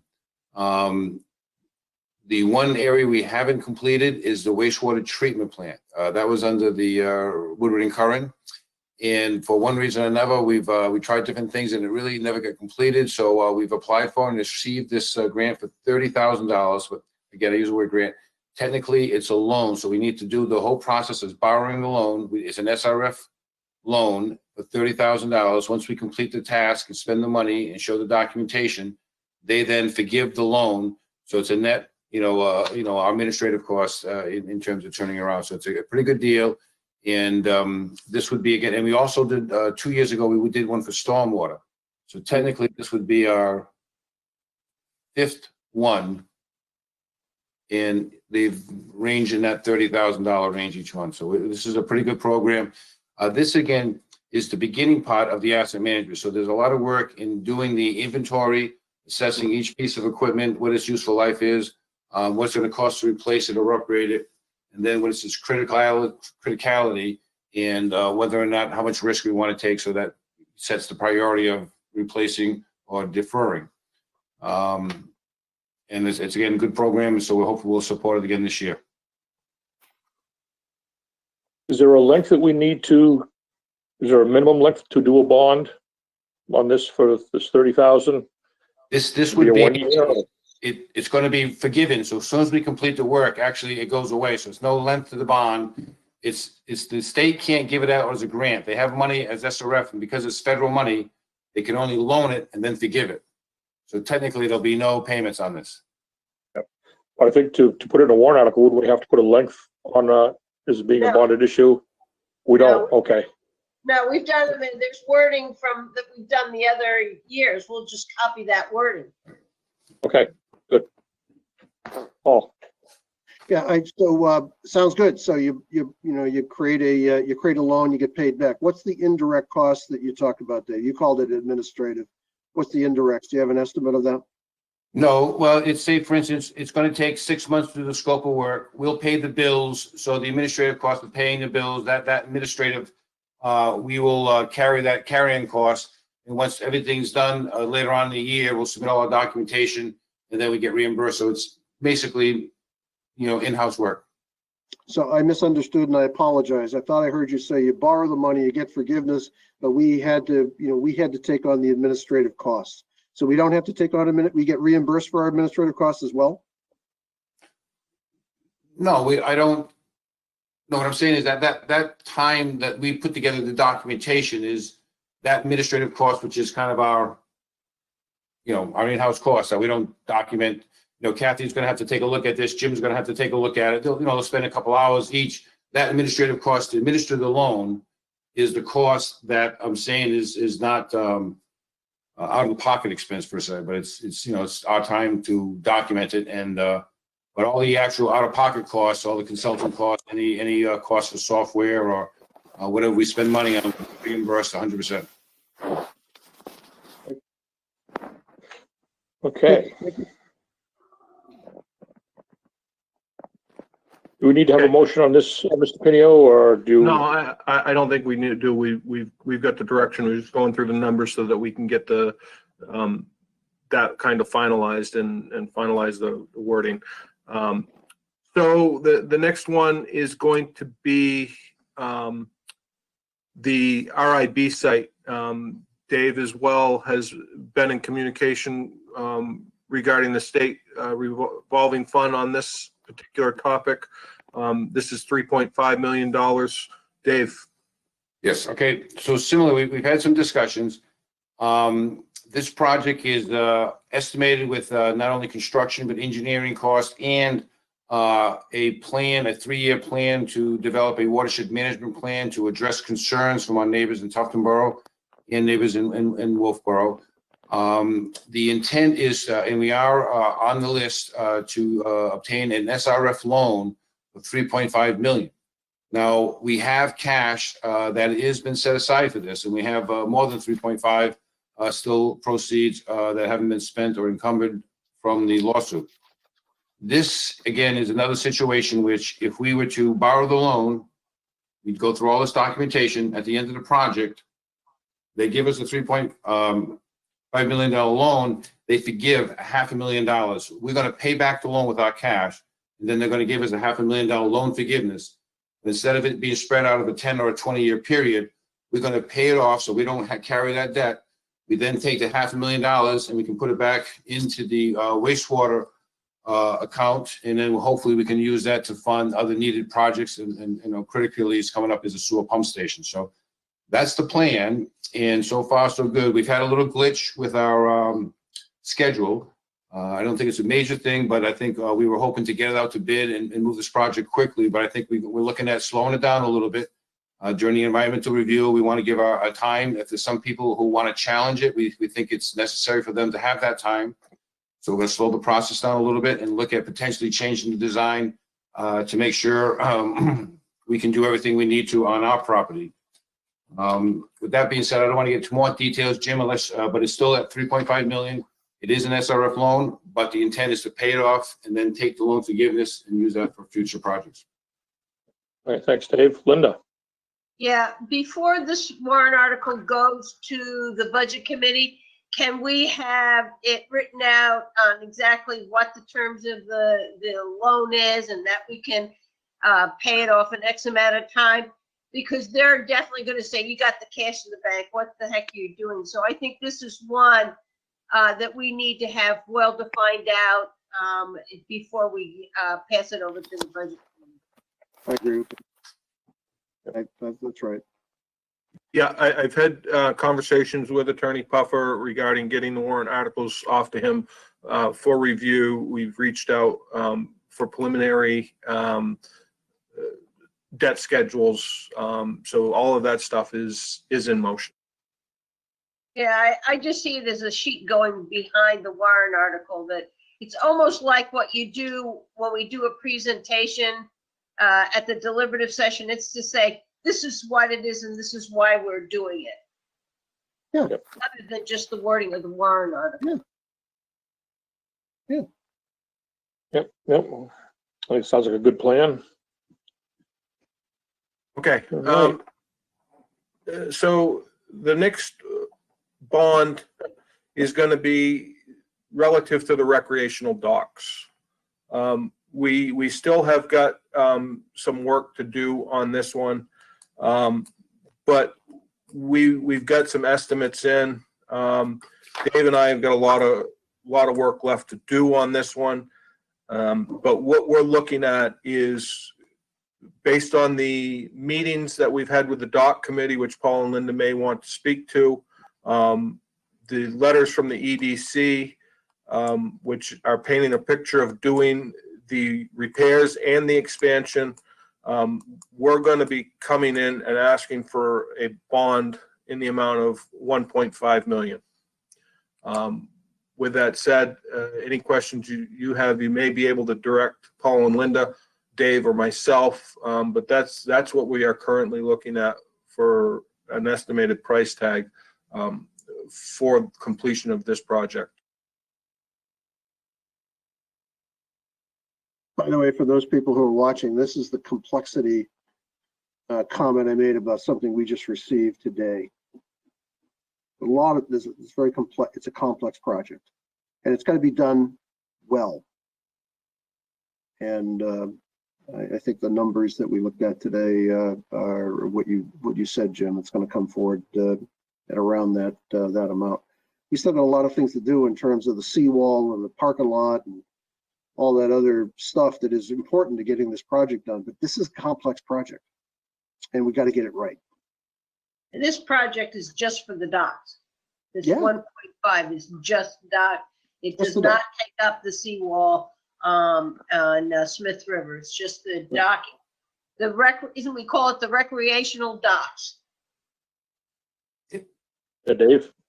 Just to make sure we understand, so what the bids went out, so we broke the finger docks down into two sections, looking out to the water to your left, A, B, C, and D, and then docks to your right would be E, F, G, and H. We bid them both with the pressure treated and with the IPE, which is a natural wood that has a 50-year lifespan. So we really think that's a good idea. So you have project A, then you have the B, and then it's the extension of those docks, which are only B, C, D, and E, and F. So those would be extensions. So that total docks you see would all be rebuilt. It does include redoing the work where those docks connect. So that piece of the seawall will be corrected. That's not a big deal. It also includes the electrical.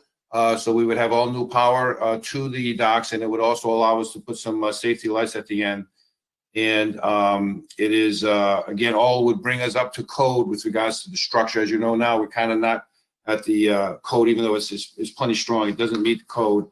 And this would bring us in compliance, and it would be a 50-year project. So It really doesn't make sense on a bond because it would be a long-term project. It would serve future generations. And this also would be, and to make sure the voters might say, what happened last year? So last year, our plan was we had appropriated 300,000. We had 100,000 in the cap reserve fund. Of the 300,000, we were applying for a $130,000 grant from the feds.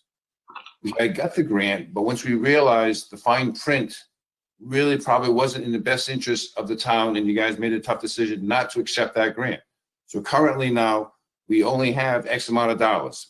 And the thought process is whether we add to that, the 1.5 is a total project. So we might end up deauthorizing that, what was authorized last year because we didn't spend it, and then reauthorize the total project. And again, we're working with the bidders that we have to see if we can get working together, whether we can sharpen the pencil and see if it's scale of economy, we can put the project together, whether we can get a better price here. So, but again, it's a very complicated project, as Paul said. I think the top number would be 1.5 million, but it's one of those projects, again, it's going to expand 2 generations. So it's really a good one. Mr. Chairman, I think what Dave kind of understated is we appropriated some money that's currently sitting out there that we may just give back.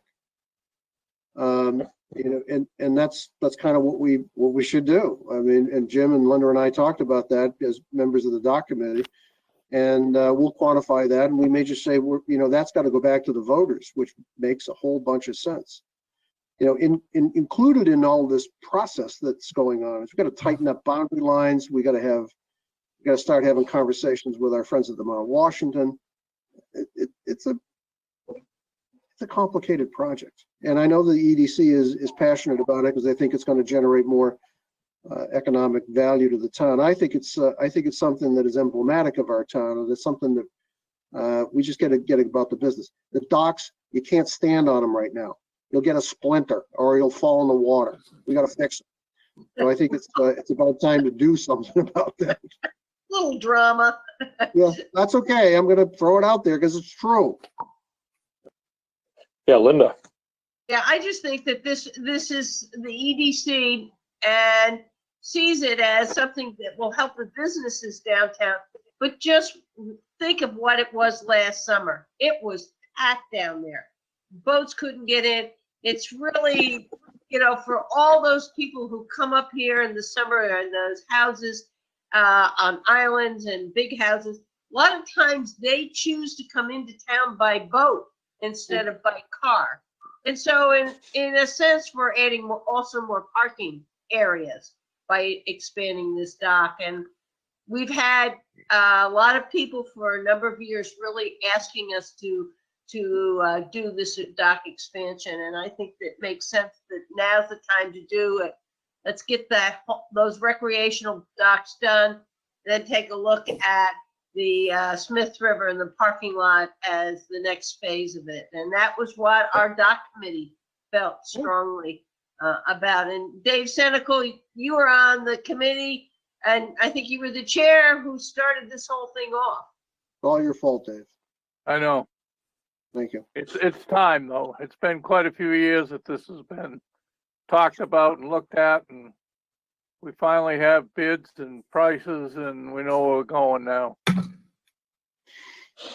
Jim or Dave Ford, did we incorporate the ask that says we need to have a place where people can do drop off and pick up at the docks? Did we incorporate that into the bid? No, that came in after the bid was already out to the vendors. Dave and I did have a conversation very briefly about this. He thinks that it is something that can be done, but it might be able to be tied in with the wall repair and any work that might be done to the Mount Washington commercial docks. Yeah, so for the benefit of the public, there are some people who want to just simply drop passengers off, pick passengers up, not stop and hang around or buy food, but have a drop-off pickup place. And we're not good at that right now. It's kind of really a little goofy out there. So there was an ask to do that.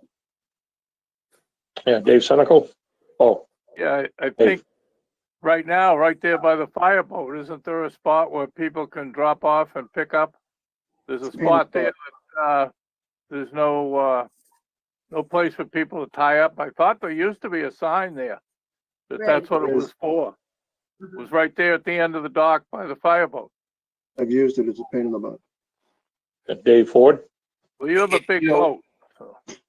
I think one of the things we really need to do is to manage this area a little bit more formally. It's really kind of helter-skelter. I think the two things you said are great. One idea of being able to have people drop off. And the other issue is that we're seeing now with the food services. Now, we hope the pandemic is going to be done, but I think the idea of people coming in and just picking up food, if they can't get a dock space, they can call in. Maybe there's a place where they can pick up their food to go. So I think we need to work with our local businesses and look at how we can manage those docks better. As we upgrade them, we should come up with a plan on how we can do that. So we can maybe dedicate certain spots, certain times during the day or the weekends, dedicated for drop off and or pickup of food. But I think those are great ideas. I think structurally, where it goes, I'm not so sure. I'd really like to bring the boat people and maybe the dock committee, Dave Senecal, maybe your guys who have the experience could help us find that location. And as we come with the new plan, we could figure that out. In fact, one of the people on our committee is an island person and comes in and drops people off.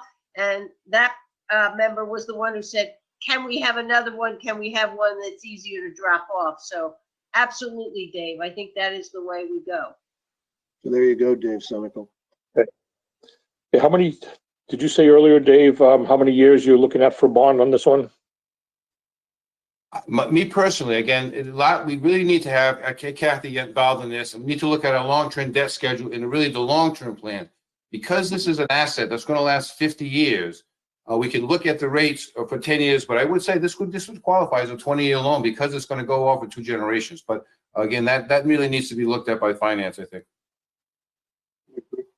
Okay. All right. The last bond is relative to Pop Whalen. Numerous conversations about this, and the questions are, where do we invest our money in Pop Whalen? We have got a building that the roof is essentially unsafe. It's leaking constantly, which is creating significant problems on the surface of the ice. We've got siding on the building that is in terrible shape. And we've got a dehumidification problem within the building. So what we're looking at is to come in, put a new roof, new siding, new electrical, and dehumidification. And insulation. Along with insulated panels. That project is estimated at $800,000. We will not be doing the chiller. The chiller, this whole project was supposed to be pushed to 2022. But based on some of the concerns that are coming up, the debt service at Pop Whalen that is beginning to fall off, we feel that now is the time to ask, because the fact is the building is in rough shape. That's what I've got. That's pretty good. Okay. Dave Senecal. Yeah. Jim, in that, aren't there a few structural issues in the roof system? I remember a few years ago when we had some buckling on the back side, on the west side of the building, where the snow stayed and it came off the east side but didn't on the west side. I can't answer that. Okay. I don't know. Maybe Dave or Christine are familiar with that. But the fact is the roof is leaking significantly, and that could very well be a problem. I knew that, but I didn't know about the structural issues. So Dave Ford.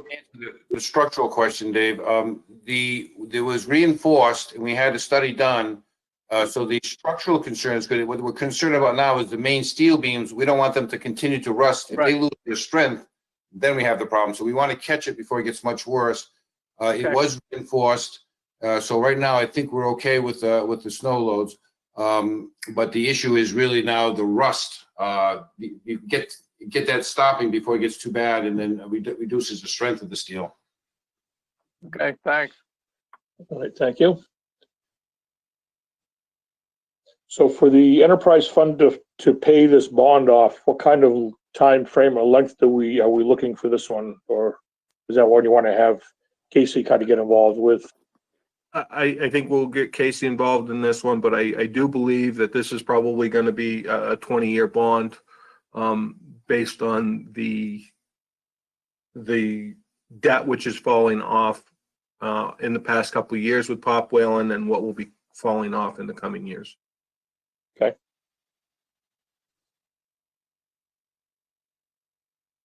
All right, so it takes care of our bonded warrant articles.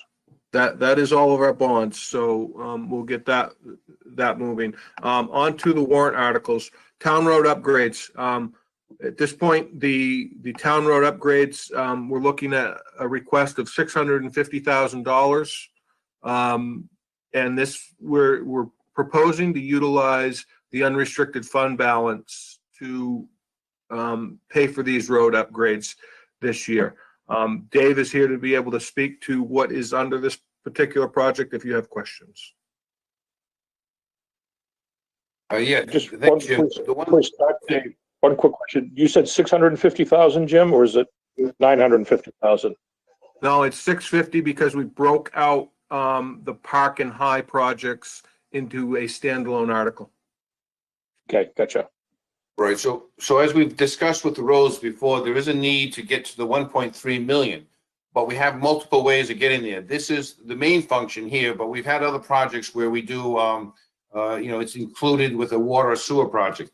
So in this case here, we feel it makes, sense to take this money out and incorporate it with the High and Park, with the water sewer, make one warrant article, thereby it passes all by itself and not by itself. And then in this one here, we're trying to hold on to the big road is going to be Stoneham Road. That was engineered. It went out to bid. The bid opening is tomorrow. So that's going to help us with this budget. Right now, we have an estimate of 410,000. We'll see where the bids come in tomorrow. It also includes Clock Road overlay. So we'd complete an overlay. That project was done back in 2007 and 8. It's cracking now. We have a lot of nice properties at the end there. We just finished doing the sewer line. So the person responsible for that will be paying for the overlay. On the end of the road, we'll pay for the rest of it. And then we'll also, long-awaited East Clock Road and Goodrich Road. We're going to take care of John Burt's neighborhood finally, and that will be full drainage and rehabilitation. And that's going to tie into the town gardens and into the library. So really, that whole area of town is going to be really, really nice. So this, the 650 will include those. Also, in line with what we've been talking about, includes money for engineering. We reduced that amount to, I think, around 50,000, but we're going to look at doing engineering in 2021 for the project in 2022. So again, this time next year, we'll have a bid going out, and that would be for the neighborhood off of Forest Road, Partridge, where we started the work this year, but Maplewood and Berrywood up in that whole neighborhood. And we also have some money in for doing a big section of Beach Pond Road, rebuilding areas that are having problems with washouts and trying to stabilize that. We've been pushing gravel on. We want to add sections, rebuild a good section of that. So we have a chunk of money in for that. Sounds good, Linda. Yeah, let me see if I'm clear on this. We're going to take $300,000 out of the road budget, which was the 950, and take that 300 and put it over to the water line, sewer line, and make another warrant article there, which will also be right around 650. So what are we just took money from one, stuck it over here. This one's now going up. This one's now going down. So you're right, But Linda. it's an impact on the general fund. Yeah, so just to tie it in, one of Dave's concerns about breaking out the water, sewer, and all those projects into standalone warrant articles is if one of them fails, Right. he can't do the project. So what we've done is we've bundled the High and Park projects, and that total warrant article for High and Park with water upgrade, sewer upgrade, and road reconstruction is 881,000, with 536 of that being under general fund and 340 345,000 of that being under the water fund.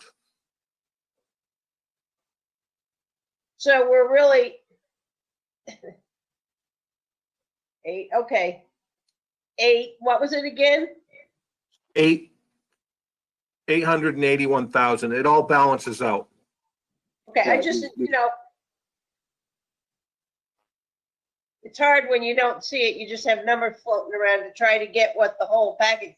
I have no problem combining them all. It's just very different than what I had drawn up. So I'm just trying to get the number.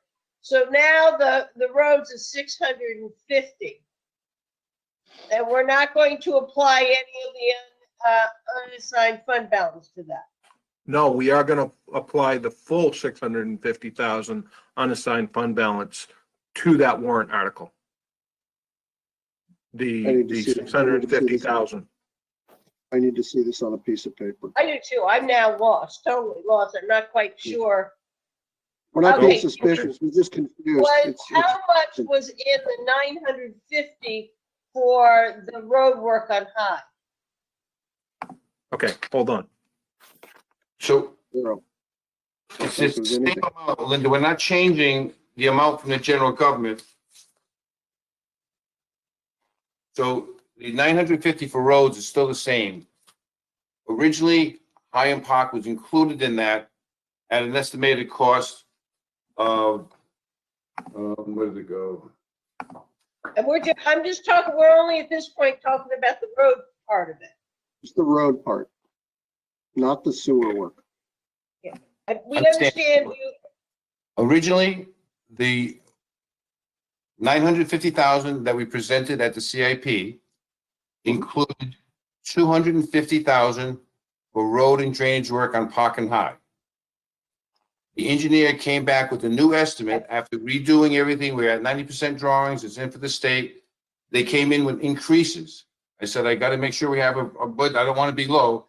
They increased the drainage budget by 50,000, so it's up to 300,000 now, and that's where a lot of the increase was at that specific line item.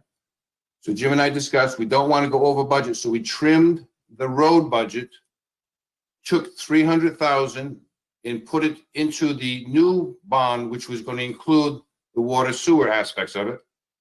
So when the people are voting, they're not going to be voting 3 separate warrant articles. It'll be one warrant article. And then on the road, it'll be reduced by the 300,000, so we're going to be 650. So hopefully that. and then we're going to apply the unassigned fund balance to that. The 650 part, the 300 part would be a cash part of that. Right. I'm looking at the 650. It's now 650. Yes. And now we're going to apply the unassigned fund balance of how much? 650,000. 650. 650, yep. So it's gonna cost the taxpayer nothing to do the roads. Correct. Okay, And the warrant article regarding Park and High is up on the screen right now. To see if the town will vote to raise and appropriate the sum of $881,000 for the purpose of upgrading High and Park streets. These funds shall be utilized for engineering fees, stormwater drainage systems, the replacement of water and sewer mains, and rebuilding the roadways. 345,000 shall come from the Water Enterprise Fund for the purpose of replacing the existing water mains which service High and, that's supposed to be Park Street. 536 shall come from general taxation for the purpose of replacing existing sewer mains in High Street, estimated at 202,000, and for stormwater drainage and rebuilding of High Street and Park Street, estimated at 334,000. This appropriation is non-lapsing, RSA 32.7, Roman numeral 6, and shall lapse on December 31, 2025, or upon completion of the project, whichever comes first. okay. Mr. Chair- What I Mr. didn't, Chairman. okay, go ahead, Paul. Yeah, we're, you know, as you can see, we're doing a walk around here. As we get a little more mature on this one. I really do want to see a piece of paper that shows me a walk of how the funds get applied. I think the voters want to see that. I think we all want to see it. So Jim, you mind doing that for? No, Yeah. we'll do that. We'll do that. I mean, the headline here is we need to do the high-end project. Current warrant articles that we have in front of us up until this evening basically created if the voters turn one of them down, the other one can't be done anyways. It's kind of like it's a doomsday scenario, so that doesn't make sense. We have some unrestricted fund balance money that we want to apply. And so all of these hydraulics, we just probably want to just see in a really simple piece of paper that people can look at and go, I got it, I understand what you're doing. Well, but you see, the thing is, really the voters don't need this. The reason we need it was because we just took the CIP and they were separate projects. And now we're developing what we need is a comprehensive project. It makes all the sense in the world to do it that way. That's what the voters will see, and that's what we talk about. We don't want to talk about taking money from here and putting it over there, because they're only going to deal with the end warrant article. I selfishly would like to see the walk. Yep, we can do that. So Well, that's not a problem. Okay. Now, Dave, you mentioned a big number at the beginning of the conversation, and the big number is what the annual road surface management plan calls for us to do. Just so that everybody understands, because, you know, again, this is a bit of the complexity of the job that we have going on here. You got a road service management plan that says each year for us to keep up with all the stuff we need to do. What was the recommendation in that road service management plan? 1.3 million. That says just to keep doing what we're doing, 1.3 million bucks. And we obviously give you haircuts and things of that nature, which is part of the process. But there's a document out there that people can read that if they want to do their homework, they can see how much, and by street, what we have to do for our roads. One of the things that we should say about Paul is that when we look at asset management, what's happening is if we're short funding, how is it going? Well, we're delaying, we're deferring this maintenance. And certain roads we're rebuilding because we've been spending a lot of money. And thank you for the taxpayers and for the budget committee for supporting us, because we have done a lot of good work. But when you look at all 66 miles of road and you see at the roads, a lot of them were not built with good foundations. And for years we just paid over. We got to rebuild them, and that's costing more money per lane mile. So this program really does need to get there eventually. And each year we've been trying to increase it. And this year it's still successful because we went from 900 to 950. And then next year we're going to go to 1 million and then 1,050,000. So each year we're going to, hopefully in 5 or 6 years, we'll be at the 1.3 million. And then hopefully it'll be a sustainable plan going long term. But it does require us now to defer. So there's a lot of roads that have failed, but they're on that end of the curve, and we're just going to push them out until we can get there. So again, we again apologize to people who living on those bumpy roads, but we're trying to get to all of you eventually. And Brad, I apologize for belaboring this. I just wanted to make sure people understand that there's a method behind what this guy is doing.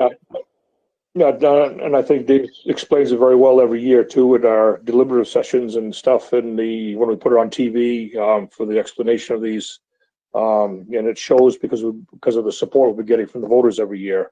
So I think Dave's done a great job explaining this whole thing. Talk about the RSMS and how it relates to our town, and it shows. So that's good. Okay. Yeah, Linda. Well, we're looking here and we're saying, okay, we are putting 950,000 towards it, but we've done a lot of other road projects other than that road maintenance and drainage projects over these years. As we had an awful lot of road work that need to be done, and so I think we have. I mean, you look at 1 million, but you look at some of the money when we go to do Route 28, 1.5, is that what we may have to put into that one, Dave? So yeah, that's more for the sidewalks and aesthetics. The state's going to pay for the road, but we want to, it's going to be our opportunity. So yeah, that's going to be another one that we call transportation. So that's on the CIP, and that's going to come up in a couple of years. So you're right, that's the difference. We may have the bond to do that catch up. But Linda's right, we've done Middleton Road, we've done other big projects. The downtown street project was somewhat of a bond. So we've supplemented this budget, so we are doing better than just those numbers. Linda's correct.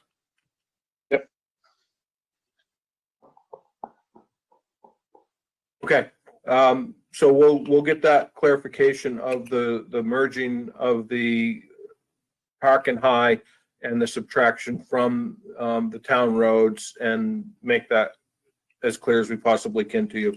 The next one is layout of Railroad Ave. This has been an ongoing issue. We need to get this complete. Dave, like to speak to this. This is 100,000.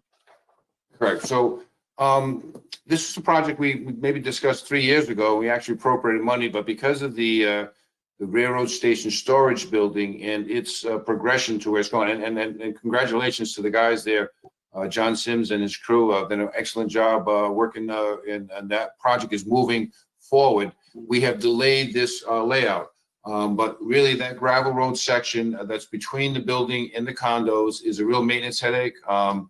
And now that they've got this foundation in and moving along, next year would, I think, work with us, in which we need to do the layout process. And we're going to need a surveyor to do that. And we need to do a drainage system because it's very flat in there. And we want to make sure we don't have puddles. And at the same time, we got to be careful. We have to do some traffic calming because we don't want people going through there very quickly. This one also will covers the redoing the parking lot, what we used to call the championship site down where the water skiers are. And we will also make sure the whole area is, again, the new parking that's gravel there will also be paved. And we're going to be working with the museum in terms of handicap accessibility, but this does not include any paving of the Bridge Falls pathway. And at one point we had some discussion that has been taken out. So this is just the road, the drainage, the parking areas along that. I think that's it. And any the layouts, the surveyors and all that stuff. Yeah, I think that was pretty straightforward. Is the handicap access on the museum folks now? Is that how it turned out, Dave? Yes, I think they were able to work things out with the codes and have a building permit, and we have a path so that they can be compliant when they're ready to open. Okay. They may come back at some point and discuss the access via the trail, but right now I don't think they need it to be paved. That was just an idea we had brought up, and I think there was some opposition to that. So I think we need a lot more discussion before we but I think the key is they can get the ADA accessibility. Thank you. Okay. Hey, So next one, Port Wedland drainage. Quite frankly, at this point, this project needs to be put on hold. We've got too much teed up at this point. There's no way that we can complete the projects and be able to deliver a quality project on this one. So I'm recommending that we put this on hold. Dave, do you have anything you'd like to say to this? Well, the one thing I would like to say is that we did put a lot of work. We have an updated report, and the problem is still very significant. It's been there for a long time, and again, if we wait another year, I think what we do need to do, we had a difficult time getting New Hampshire DES out here to help us make sure we had a permittable solution. It's a very tricky situation. So we think it's a really good project. One of the options, Jim, would be maybe should we continue to fund the engineering and the permitting costs, and then whether or not, so with the project, and then we also want to get the association. I did finally the association president call back. So what we were planning, it was a $250,000 project with a 10-year SRF loan. And the idea, we would spread it out in 10 years. The association would then kind of make partial payments, help out, defray the cost, because they are getting some betterment. Technically, most of it is town drainage going down there, and it is going to benefit the whole of it. So we thought it's a good project. The problem is, once we met with the the association, we wanted to make sure the system was robust and it had a backup. If the leaves plugged, we couldn't have it failing in the middle of the night. So when we looked at that aspects and made it more robust, obviously the price went up. So the price went up from $250 to $430, which is why Jim didn't want to mention it. But it is extensive and but it's still very preliminary. So one of the options would be to bring this project, keep it going with some funding, whether it's internally or with O&M funds or with a capital one. I'm not sure. It wouldn't be a lot of money, maybe another $20,000 to make sure we could continue with the engineering and the permitting. So this time next year, we would have a complete package for you. And hopefully at that time, we could maybe trim the cost, have some participation with the association. And this was going to be an SRF loan too. So this would have been a bonded project, but to get that loan. So do you think like 20, 25,000 would be enough, Dave, or 50,000 would be? I mean, what's your feeling for the engineering, get it permitted? And I have cost estimates for all the engineering, but again, I think the key would be just the engineering. We need to keep the permitting going and to keep the environmental reviews going so that we would be assured that the solution we have and the question about final engineering documents and biddable documents, that's what I have to get back to you on. So that may make the difference between going from 20,000 to 35 if you want to have biddable documents. So if I can get back to you on that, Jim and I, again, we do apologize. There's a lot of moving parts here. This number just came in, as Hyam Park did, just came in late Monday afternoon. So we haven't had a real chance to go over our options. hey, Paul? I think Linda put her finger up first. Did you put your hand up, Linda? I did. I just really would like to see us, do something on this project, even if it's engineering.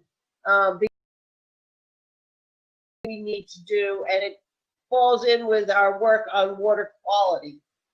So I'm disappointed we can't get it done this year, but I think we do need to move forward with it. Yep. Paul? I agree with what Linda said. I hear that our town manager and our public works director have not reached closure on this. And I would park it back to our town manager to come back to us and tell us what the right answer is. Understanding there's a preference here to kind of do something around water quality. So, that's a little hint. But if he comes back and says we can't accommodate it, we can't accommodate it. So Jim or Brad, I would ask that, we ask Jim to go back and study this with Dave and come back with an answer. Yep, that's kind of what we've talked about. Sounds good. I've got that listed as a revisit. Yep. Crescent Lake sidewalk extension. Dave and I had a conversation. At this point, we're going to put this on hold for this year, correct, Dave? Yeah, I think this one was tied to the Route 28 project. That project is delayed a little bit, so we can delay this one another year. The intent was to try to get a design done and allow for the drainage so that when they come, we can say, this is the drainage we need to do, and we try to get them to fund as much as possible of that because they're going to have to take some of the Route 28 drainage down this area. This also coincides with the property we talked to the hospital about. We want to put the stormwater treatment system versus they were going to put their salt shed. So, but because we've had this delay, I think this is one of those projects we can go 1 year on, and we're still working on it through the Route 28 committee. So this is where the 20% of my time will still be on this big project where, so I still think this is, again, the long-term project. Construction won't be to 2024. So if we delay this to 2022, we can build 2023. So it'll work better. So again, that's we'll put this on hold, even though we'll be working on it internally. All right. Same discussion about Bay Street placed on hold. I believe that was discussed at the Board of Selectmen's meeting last time when we discussed this. So that's zeroed out. The next warrant article would be sewer pump station upgrade engineering. That's $100,000. Your question to Dave was, what's the deliverables we're going to receive for this $100,000? And Dave can speak to that. So we have done an asset management plan, and both these sewer pump stations, originally built in the early 1940s, were upgraded in the 90s, and now we're working. They have been now 27 years on one and 30 years on the other. Main Street and Mill Street, they are our major stations. The pumps themselves still work pretty good. The facilities they're in really need to be replaced. When I got here back in 2006, it was a project that was scheduled to be done right away. We have delayed that. Like we talk about the asset, we're kind of pushing it off. I am now concerned, Lane Street specifically, there's some safety issues there where I can't let my guys go in certain areas because the pipes now are very concerning. So for this deliverable, what we have done already, we've gone out for an RFQ and selected a new engineer, HDR engineers, they're out of Concord, and they're working on a scope of work which will be looking at both the wastewater facility because of our long-term plan, we'll talk about that in a second, and these two specific sewer pump stations, as well as the 7 other pump stations. So what we wanted to do is deliverable. We will have a package for construction ready by this time next year, in which it will have evaluated both pump stations. It'll come up with the best design for the Lane Street, which I think is the priority. And my hope is that we will be looking at appropriating construction dollars for 2022, and hopefully we would have the money left over from the RIB side to fund that. If not, it will be potentially, right now, we're looking at a $3 million project for both pump stations. But our hope is that we can get each one of them in under $1 million, but we won't know until the study is done.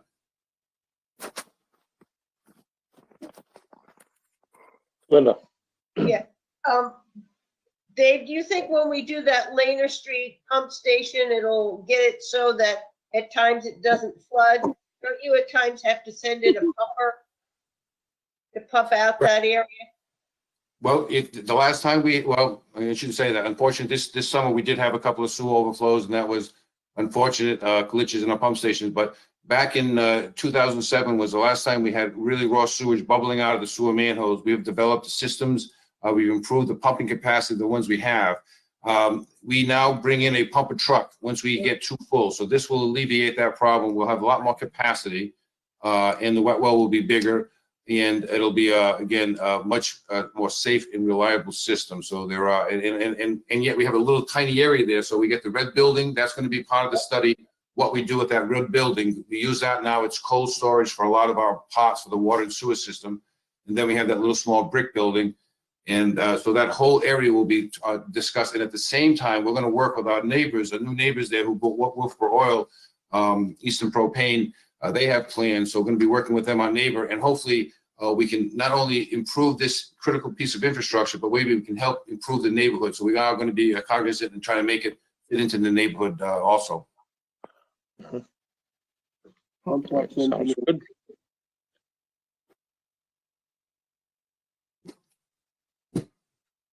Does that answer the question regarding deliverables?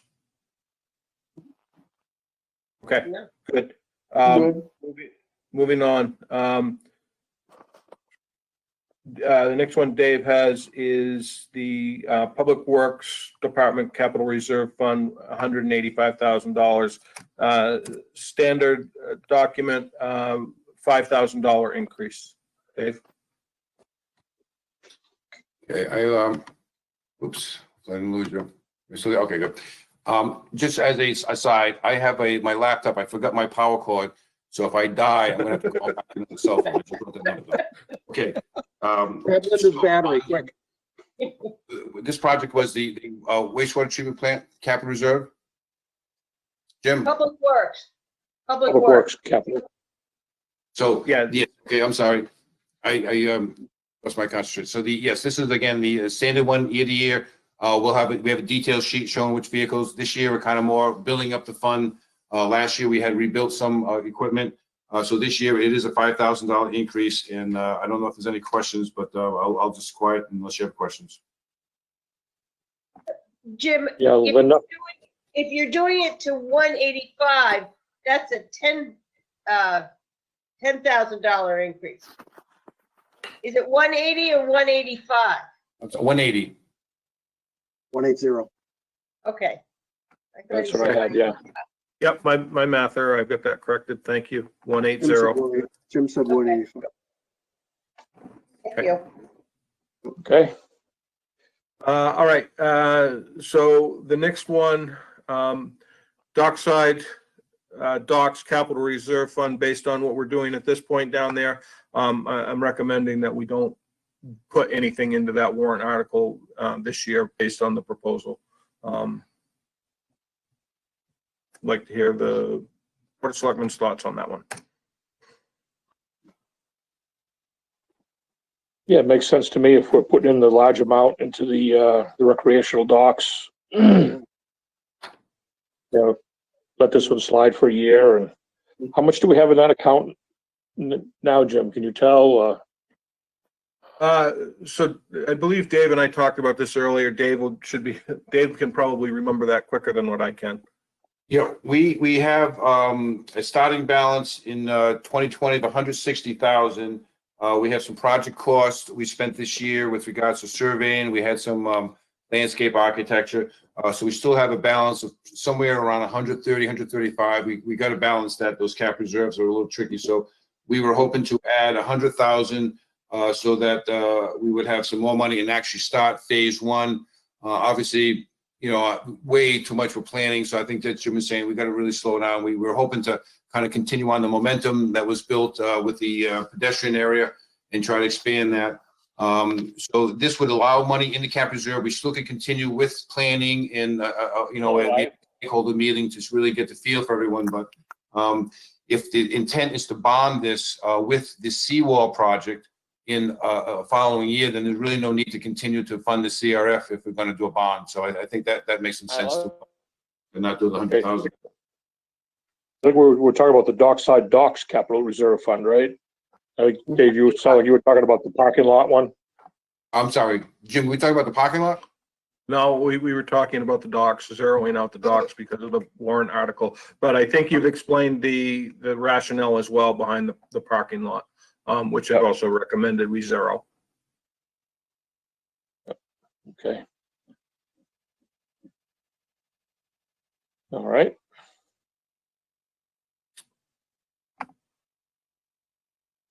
That's our next one here.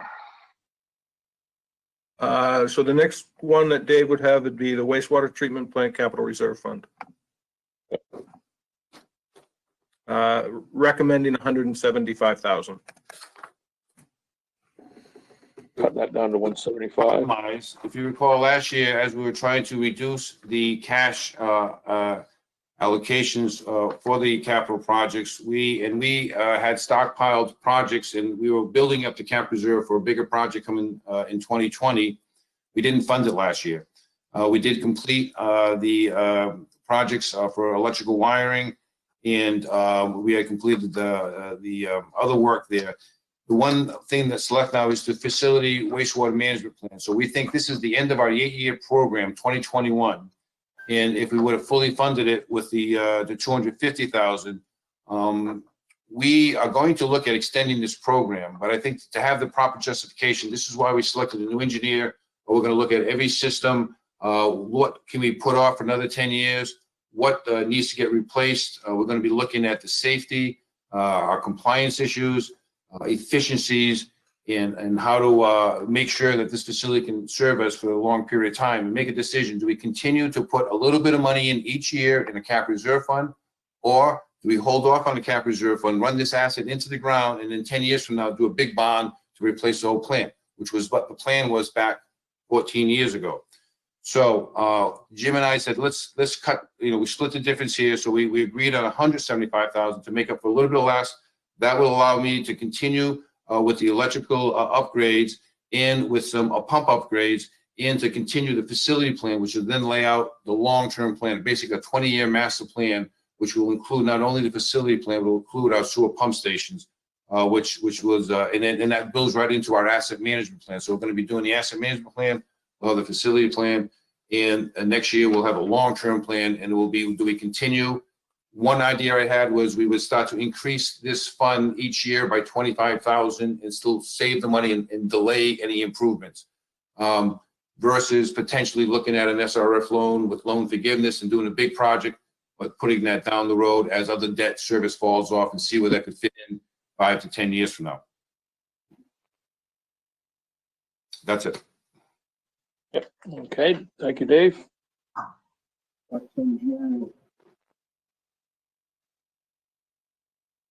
Okay, what's our next one? No questions on that? Okay. So the next one is and I sent you a document later this afternoon relative to the Building Maintenance Capital Reserve Fund. Request on this is $75,000, and that document shows what some of the expenditures, or what the expenditures have been over the past 3 years, I believe. Dave? Right. This past year, actually, we had a run on roofs. It looks like you see the detail. We had emergency roofs at the Pop Whalen Arena. We had one at the Public Safety Building, and we did the roof at the Dockside Building. It's really become a very important fund for us.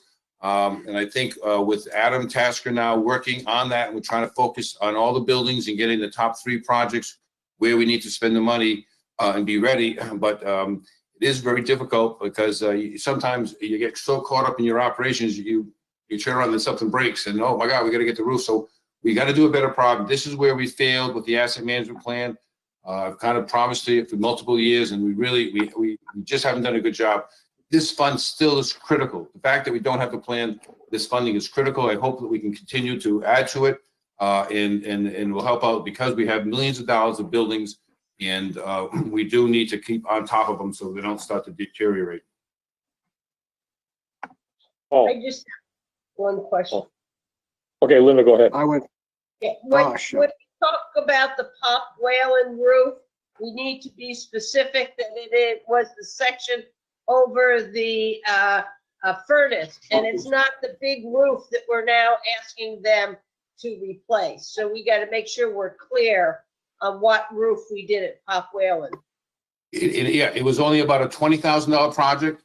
It was critical because if it would continue to leak, it was going to damage the heating equipment. We couldn't fix the boiler until we fixed the roof.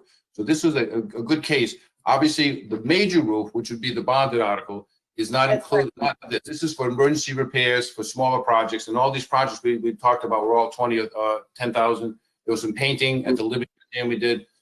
So it really has become a good fund, and as a result, you'll see less capital outlay projects now coming to you because we're focusing more on the building stuff here with the this capital reserve fund. I'm just saying we got to be clear when we ask for the bond, that we don't say, oh, we did a roof, and somebody's going to say, oh, you did a roof. Yep. Paul?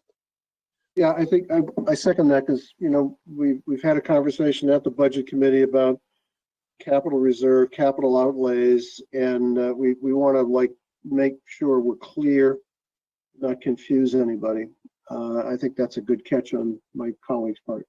On the looking forward in 2021, you're saying you have an idea that we're going to replace the railroad station deck. That's the pressure treated that's around the current railroad station. Is that what it is, Dave? Yes, that was one of the projects. We have an issue there. We had talked about having a planning charrette, what we're going to do with that area from the railroad station going out. It's becoming a safety issue. We're kind of putting it off, but we think, again, it's an area that does need to be attention. I think this is a project that Adam with his crew might do in-house. It may not be as expensive. If we put it out to bid, obviously it'll probably be twice the amount. So that's one of the projects we have listed as a potential. Okay. And then the Parks and Rec project, you just have I think it looks like a placeholder. There's no double counting here of things that Christine is asking for in her budget. No, there was. This is a good one that, again, we were looking at the ski house, but now we've put that on hold. I haven't had a chance to update this. Adam has the list of other projects. So that one was a placeholder that we will update when we get ready for the presentation for Budget Committee. Okay, thank you. Hey, Jim, when do these warrant articles go to the budget committee?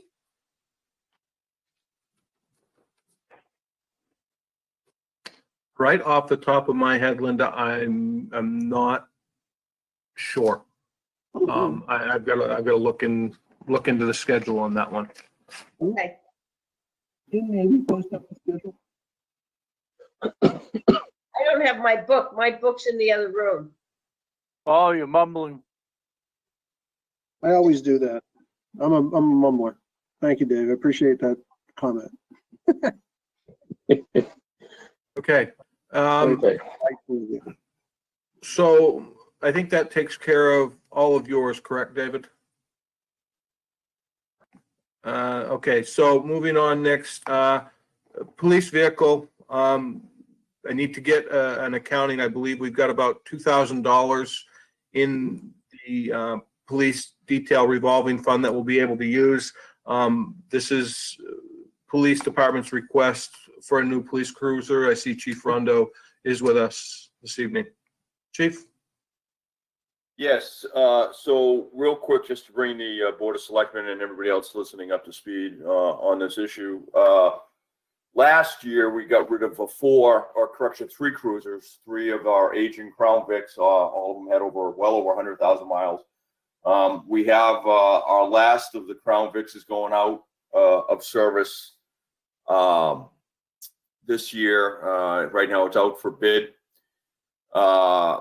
So that has essentially brought us down to 9 cruisers. We just received a brand new cruiser in the fleet that brought us up to number 9. So we have 9 cruisers. So we're down from 11. So this warrant article is being put forth so we can add another vehicle to the fleet. That'll bring us up to 10. The goal is 11. If you and I know that you've all looked at the asset management plan that I've sent out.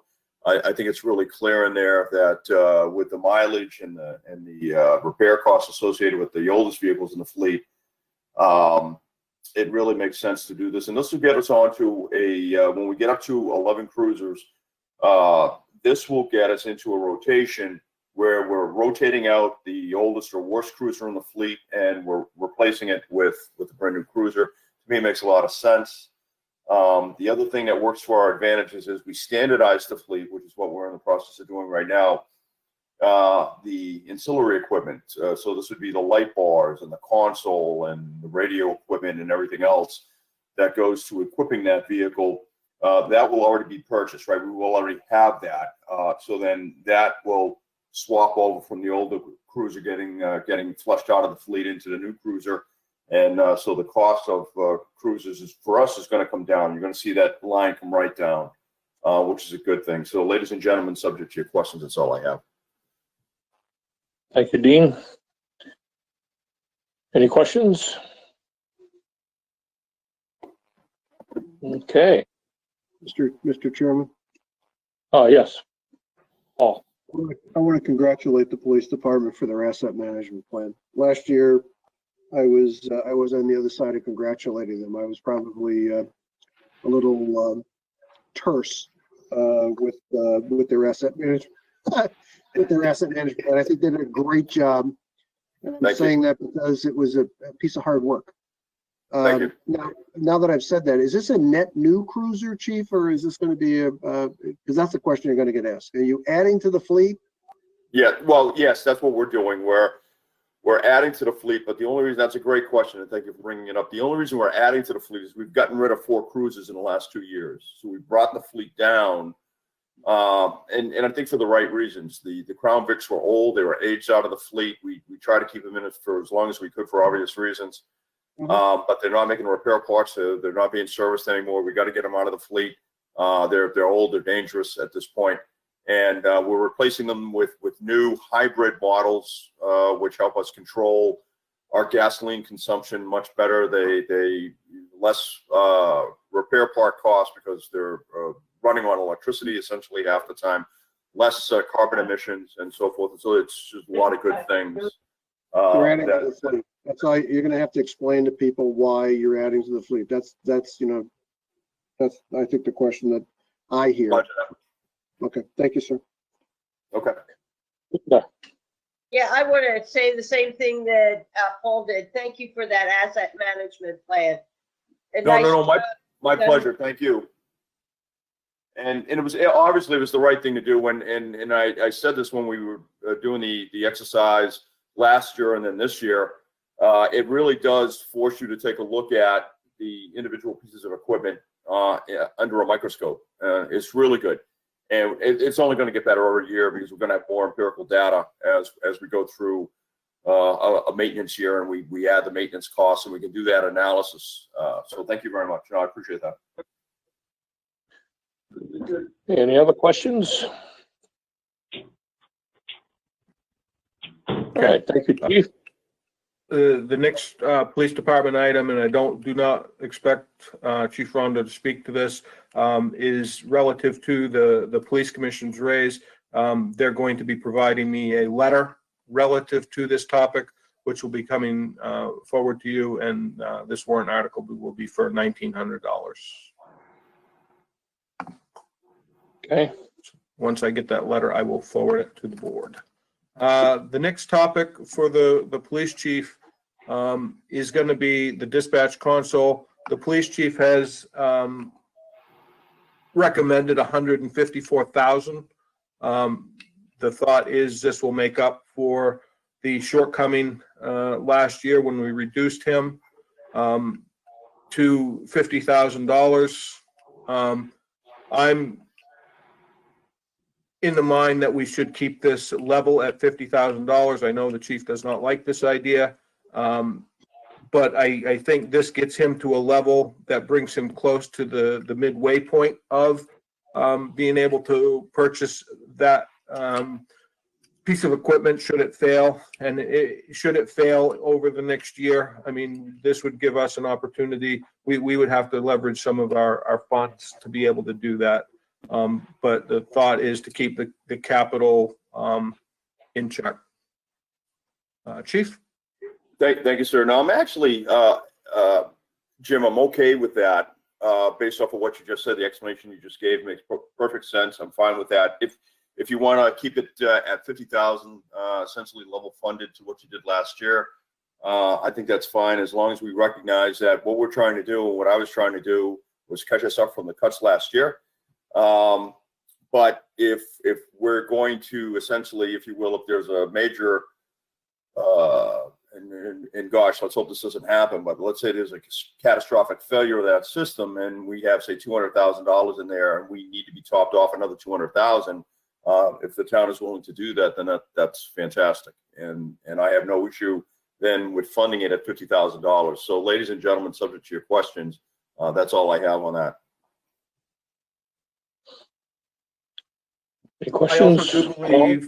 I do believe as well that you had asked for a one-pager from the chief regarding a backup in case there was a failure. I believe you got that. If you didn't, then that's bad on me for not sending it to you, but the chief did send that. Okay, bad on you. Well, that was what I was going to raise. I think the chief has provided a one-pager that says if we have a what happens, what do we do in that intervening time? And then during that intervening time, we're going to have to, go reach in the drawers and find some cash capital to replace this, because this is our communications hub. So I haven't seen that. I will get that to you tomorrow morning. I can send that out to the team tomorrow. I do have that. Jim will do it. Linda? Yeah, I guess I had it down when I made cuts at about 100,000. And without seeing where we're going in terms of the bottom line, I don't know what kind of a comment to make here in terms of where we're going to end up.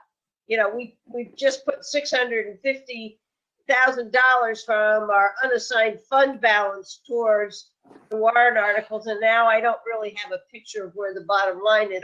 So I'd like to leave this one open. It's something we're going to really have to do, and whether it's 50 or 100, I want it cut. I'm just not sure until I know where that bottom line, which way I want to go. Mr. Chairman? Okay. Yes, Paul. I'd agree with Linda on that. Again, at the end of the day, if we have a catastrophic failure, the chief is going to tell us how long, what we have to do in the interim. We're not going to sit around here and have a great debate as to whether we ought to put in a new dispatch console. We're going to have to do it. And we're not going to have a great debate as to whether we, hire somebody else to do our dispatch stuff. That's not going to take place. We're going to have to replace this ASAP. So I think Linda's counsel of let's take a look at where we're at and figure out what we need to do at that point is right. Knowing full well that we still have an obligation to make sure that we communicate from the public to us and us to the public. So I can answer that question really quickly for you. Right now, the warrant articles, cash warrant articles for 20 21 proposed budget is sitting at $2,284,977. By reducing it, that's $650,000 for the unassigned fund balance, brings us to $1,634,977. To bring that into comparison, the 2020 warrant articles, right now we're sitting at $578,000 less than we were last year. And so then that becomes where I start thinking, and it's the same argument you made when you didn't apply it to the tax rate. Right. We have been running about $2 million in cash. This is going to take us under that for this year, and we're moving things around.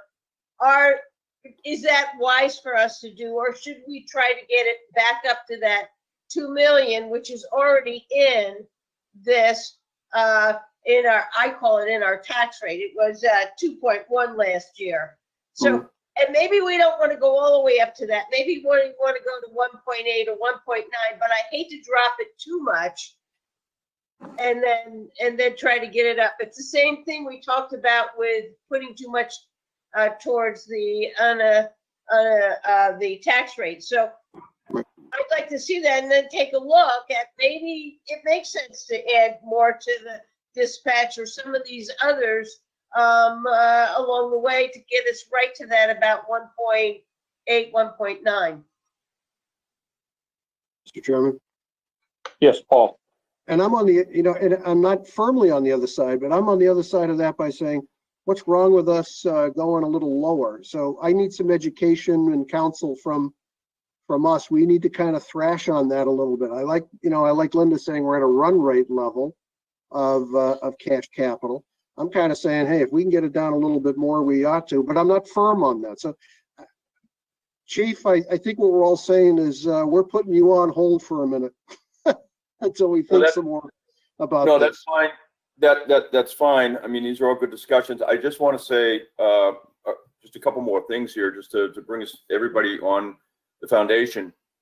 So our service provider, Two-Way, when they did the initial assessment, they said, listen, this thing is really going to last until about 2022, which happens to coincide with the master plan for the new public safety building. It's just a coincidence the way that worked out.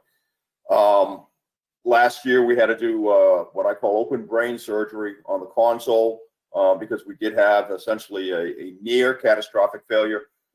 We may have bought ourselves another couple of years, but it's still going to be pretty dicey. The bottom line is, to the Board of Selectmen, what I'm telling you is I expect that system to fail within the next 2 to 5 years. I just don't know when that's going to happen. So just keep that in the back of your mind. I think we have about $200,000 in the capital reserve for that right now. The system itself, to purchase it, just the system is about $350,000. But don't forget, there's going to be the deinstallation cost of the existing, or which would be catastrophic failure, the existing dead console, and then the installation cost of the new console, and then whatever antennas, couplings, and wires and accoutrements that go along with that to make everything function. So we're looking at probably a total package of about $400,000. And just so we're clear on what the approximate cost is going to be, that it's in that neighborhood. And so I'm trying to get us through at least 2023. My goal is if we can do that, and we can marry it up with the new construction for the public safety building or the police station, whatever that looks like, and we just install that once, because I don't want to have to really install that twice and then deinstall it to put in a new building, if that makes sense. These things are not designed to be very mobile, and there's a lot of expense in that. So I'm trying to save us money. So the goal is to keep the system going at least through 2023. Okay. Thanks, Steve. So this as a revisit item. Yeah. Yeah. And I'll go on with my feeling is, we've got a lot of bonded warrant articles. They aren't going to be in any of the tax rate in the next year, because you usually bond them the year after. And what I'm concerned is, we're gonna have a spike in the general fund, and then we spike this up. I want to see if we can talk about looking at that. Maybe Kathy can give us some analysis so that we try to keep ourselves even. That's what I'm after, that we don't drop real low and then shoot up, because as we bond, that's going to end up back into that general fund, and it doesn't hit the first year. It's not going to hit in 2021. It's going to hit in 2022. So we should take a look at that. That's what concerns me. And I understand, Jim, exactly why you're doing it, but I think we need to take a look at it. We bond where it comes into the general fund, and what would be the impact of going this low this year, because we're applying our unassigned fund balance, and then the next year going up. And that's really taking analysis about which is the best way to do this. Okay. All right, good conversation. So that's a revisit item, no issues whatsoever. Thank you, Chief. I think that takes care of your warrant articles at this point. Yes, The sir. next Thank one you. is the library generator. I believe Cindy Scott is here. $75,000 for a generator. She's got some updated pricing. There is some items which are not included with that updated pricing, which is minimal. She should be able to talk to that. But I think at the end of the day, keeping that $75,000 in that gives her a buffer to be able to additionally fuel the unit, because right now we don't have a budget to be able to fuel the unit once it's delivered. Cindy, it's all yours. Yeah, we had some difficulty getting bids on the entire package, and in fact, we have somebody coming next week to help us identify the fuel portion of the project to make sure we have realistic numbers. And we're looking at somewhere, I would think, between 75,000 and 90,000, but for the total cost for the project, which would help keep the library operational in power outages. I've been talking to the fire chief about the building being used in emergency management for a warming station or something like that. And he's looking into grants. We don't have any information yet on that, but it's definitely one of the directions that we're heading with that. So we are still gathering some of the information on this project. Okay, questions from the board? My only comment would be the difference between 75 and 90,000 is a lot of percentage points. Well, I have the second quote that we got when we got it was around 53,750, and then we estimated up to the 75,000 without having any real numbers to put in. And then I got one that's 87,000, and it also still does not have 100% of what you're going to need for the fuel. So we're still trying to identify that portion of it, but I'm hoping that we're able to get some kind of granting that would help keep us from having to request more than the 75,000 and maybe even reduce it further. But at this point, I just don't have all the information that I need to put it down more specifically. Being critical, I was just making an observation. If you need it, you need it. It's just that you're out there on approach, and you're kind of. And I know trying to get contractors to give you a quote is probably hard these days because they're busy. It's just but it's, we're all going to need to say something to the voters, and we have to kind of narrow that scope down a little bit. That's all. Well, that's what we're trying to work on right now, to get something a little more specific, and I'm hoping also to hear about the likelihood of the grant shortly. Yeah. congratulations to the chief for helping you out on that and you guys partnering. That's good.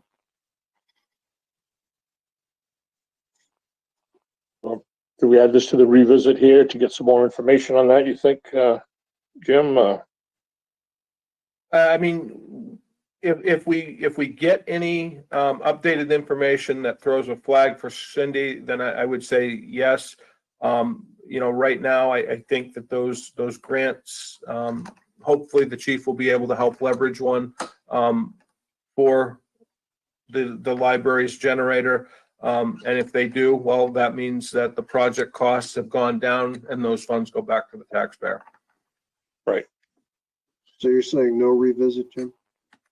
In my opinion, unless Cindy gets another number that is very high, I think that we can make this work. And I'm of the same opinion. I think with all the things coming in on approach, I think there's enough coming in that we're going to be able to work this out with that number. All right. Okay. Thank you, Cindy. Thanks, Cindy. Thank you, Cindy. Next one is Bridge Falls Lighting Capital Reserve. At this point, I'm recommending that we place $20,000 in this capital reserve fund to mirror last year's appropriation.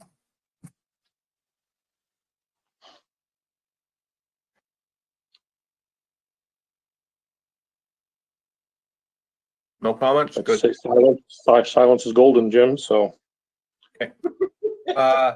Doesn't happen very often. Zip it. I'm getting texts. Abenaki Capital Reserve Fund. This is an increase, $20,000 from 16 and some change. But this falls in line with Christine's asset management plan that she has for the ski area. So that's kind of where we're at. Any questions regarding this one? Say it sounds good. Okay. Water Resources Capital Reserve Fund, recommending $50,000.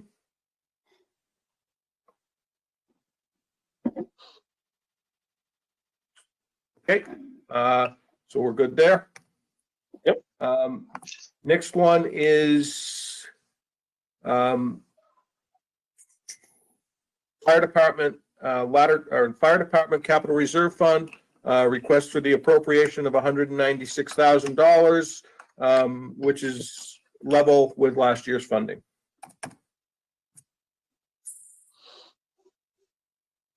Jim, Right. Yep. on that one, are we going to talk at all to the public about what we're doing with the ladder truck? So that's the next topic. I've got a draft warrant article, which I will put up on the screen for you to be able to read now. The chief is updating his lease agreement with the vendor. He's also verifying that the price is locked in at the 1.38 million. And let me share this with you. So the article reads, to see if the town will vote to raise and appropriate the sum of $1,380,000 for the purpose for the purchase of a new aerial ladder truck. This purchase shall be paid for by transferring $900,000 from the existing fire truck and apparatus capital reserve fund, the trade-in of the current ladder 1 and engine 3.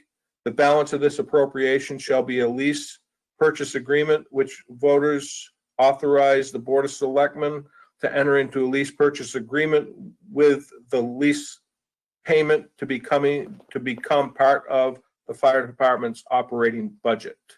So that's the warrant article draft at this point. I did ask the chief to have a discussion with the leasing company where he got the numbers and said, get me updated numbers for a $700,000 down payment, a $900,000 down payment, and see where we're at. The $900,000 down payment does allow us to keep that program alive, and the purchase of vehicles would be not prolonged on the next replacement of an engine. Paul? So, obviously you'll look at the words. It seems to me that we're acquiring a new asset via lease purchase. We're not purchasing a new asset. It's an acquisition of an asset. So maybe some words around the warrant article. And I think your explanation of why are we asking to put more money into the capital reserve fund? How is that going to work? I think at the time that we explain this to the voters, that's going to be very important. We have current capital assets out there that are approaching useful life. We want to continue to fund that accrual account, or whatever we call it, so that you can have those cash assets available for purchase. But you're going to deplete the current kitty, if you will, to help prepay some of that aerials funding. The reason underneath this is the aerial cost, the cost to repair the aerial is far greater than probably what its replacement value is. Did I make a misstatement there, or is that true?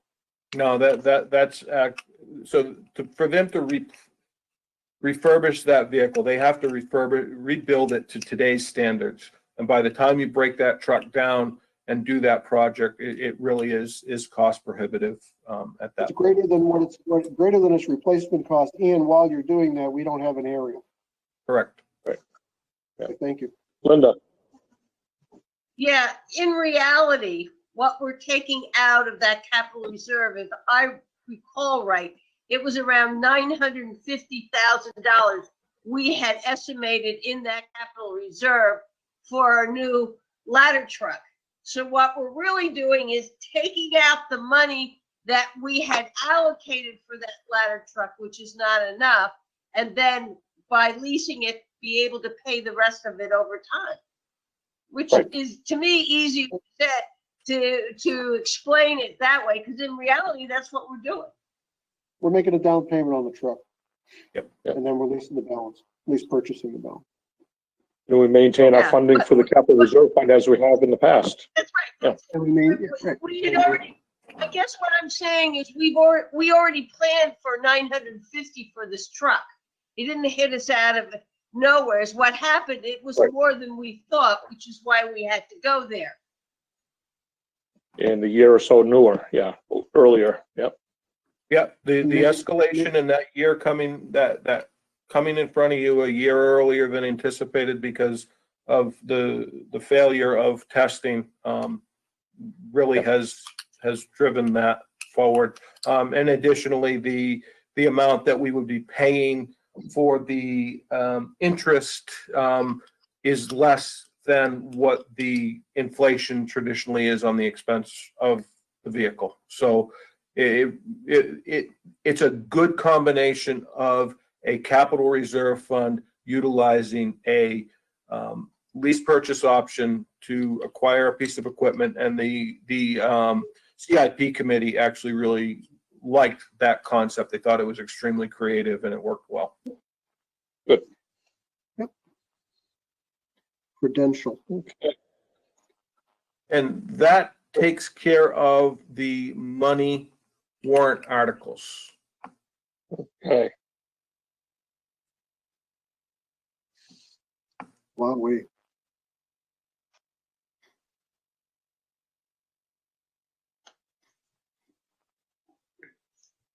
All right. We shall move on. Approval. Next item is agenda approval for the town report bid results. I think Amy emailed us all today. Whoop. Yeah, and I believe Amy is here to speak on this. Amy?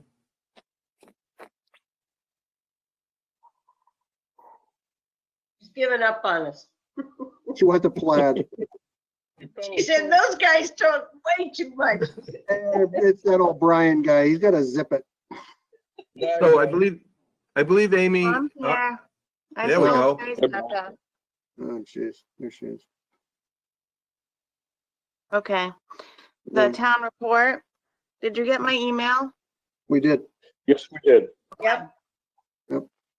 So I did do the exploration of going big, and if we do that, it's going to be quite expensive at our current page numbers. So based on the 2 bids that we got, we're going to just get the regular size and then 25 copies of the big report. Mhm. That's reasonable. And that number comes in at 2,297.76, right? Yeah, it should be RC Brayshaw's bid. Okay, yeah, I might be looking at the wrong one. Yep. And is this the company that $2,070. did last year? What was that, Linda? Is this the same company that won it last year? Yes, both bidders. So last year was RC Brayshaw, and then previous to that, 2 years in a row, we had Country Press. And so we're gonna do Bradshaw this time. Yeah. Am I correct? We had a problem with the covers Yeah, when we they did. did it, where it scratched off. Did they give us a refund on They that? did? But I really would like to make sure that they we not have that happen again. Yeah, we don't want the covers to scratch up. Yes.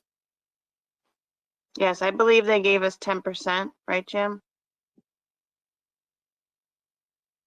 Yeah, they gave us 10% and they had mixed the incorrect ink with the gloss finish of the cover, and that resulted in not having the permanent adhesion. Okay.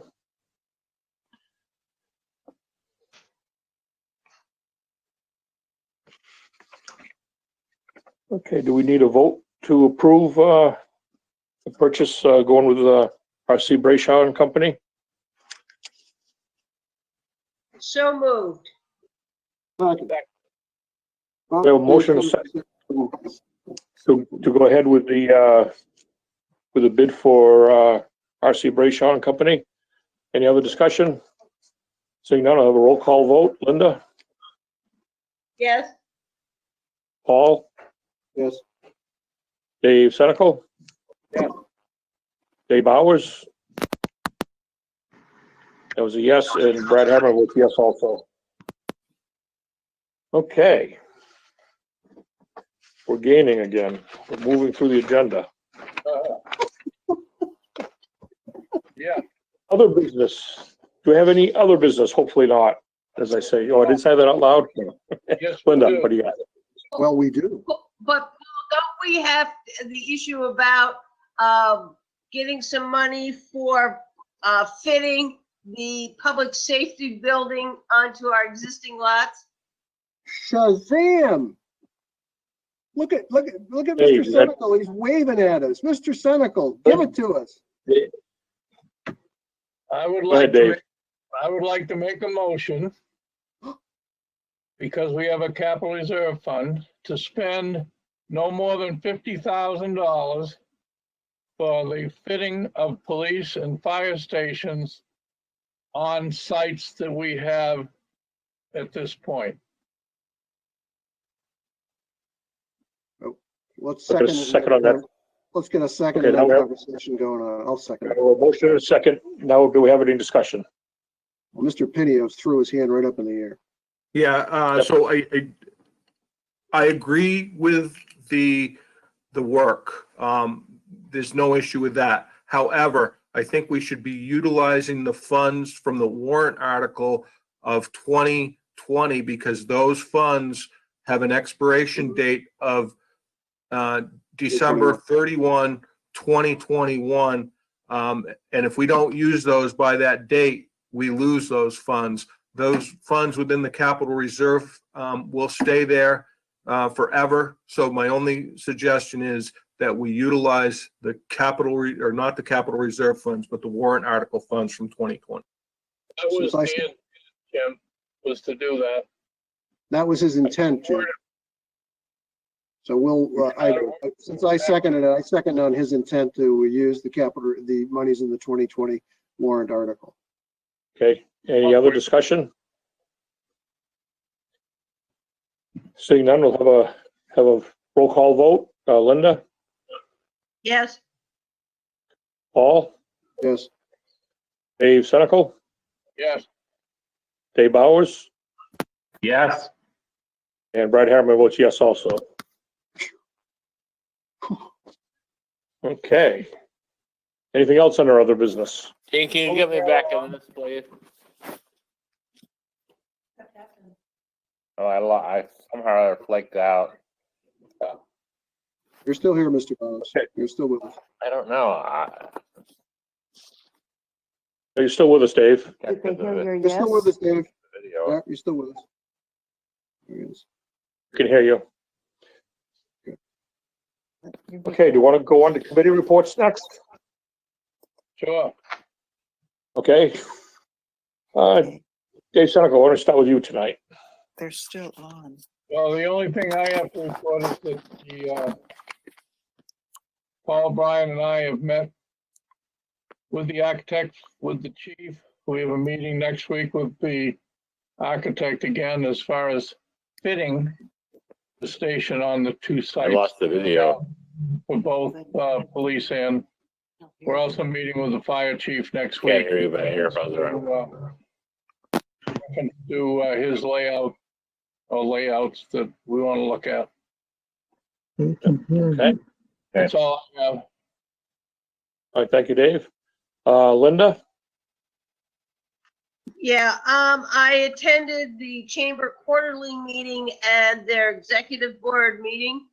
I attended an emergency planning committee meeting. They're meeting once a month to keep updated on the pandemic. I've been to budget committee meetings. The EDC met yesterday. They're working on their master plan goals. They're developing a business survey. They're going to come out with a one-page document doing business in Wolfeboro. We've had a multi-page document, and they're going to try to update that and come out with a one-pager. They have a marketing committee that's working with our town planner, Tavis Austin. And that's the energy committee. And last night, Wolfeboro, the banners should be going up. Either they went up today or should be going up after the snowstorm. And you check out the events. You should go to Wolfeboro last night. That's the Facebook page. And I'll give you a kind of a run on a couple of the events we're going to have. We're going to have Simon Brooks. He's an award-winning storyteller. We have some musicians. We have Dan Chan, the musician, and we have String Equinox and Beverly Wood, our IT person, is playing with that group. So we have a bunch of events on the other channel. They're going to be games, Escape House, bingo, and so though the channels and everything, we should be getting that information out probably the beginning of next week. It's taken us a little longer to put this all together because we're trying to get everything lined up on the Zoom channels, but that will be coming out. So we're all ready to go for last night Wolfeboro. Thank you, Linda. Paul? Linda has such low energy when she talks about this last night stuff. You notice that? Just low. It's unbelievable. And by the way, Beverly is our IT person who's playing at Henry. Anyways, EOC meeting I attended as well. It's something I just think the public should know. We've got a bunch of really great people. Our hospital, our schools, our fire, our police, all sitting around making sure that we're doing all the right stuff to keep us safe during this COVID thing. I've been with Linda and we've enjoyed thoroughly the budget committee meetings. They're always great. Dave and I have been noodling over the public safety issue, as Dave mentioned. And Atlantic Broadband is the first company in the state. I know sometimes we don't like them. The first company in the state to turn up broadband service. Yeah, I turned off the speaker for a while. I want to tell you, We have almost a dozen people up in North Wolfeboro. You can vote, yes. Having away on the internet right now. Company is Okay. under the CARES Act. Thank you. Thank you, Paul. Dave Bowers, are you hearing us, or?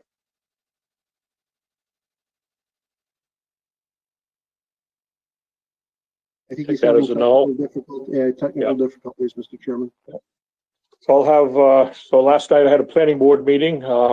We had our public hearing for the zoning ordinance changes that they're proposing. That was postponed for our previous meeting where we had issues with the virtual side of the meeting that night. So last night everything went off quite well. Everybody could hear everything, so it went well. And then we got into a work session discussion of what's coming up for 2021. And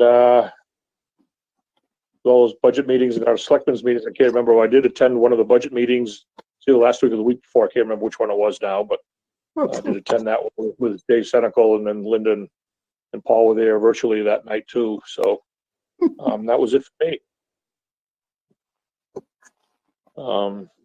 Mr. Chairman, would you like to talk about the meeting with the town moderator?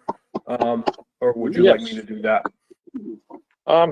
Sure, I'll I forgot about that one. I'll say a little bit if I drop anything, pitch in, cover for me, Jim.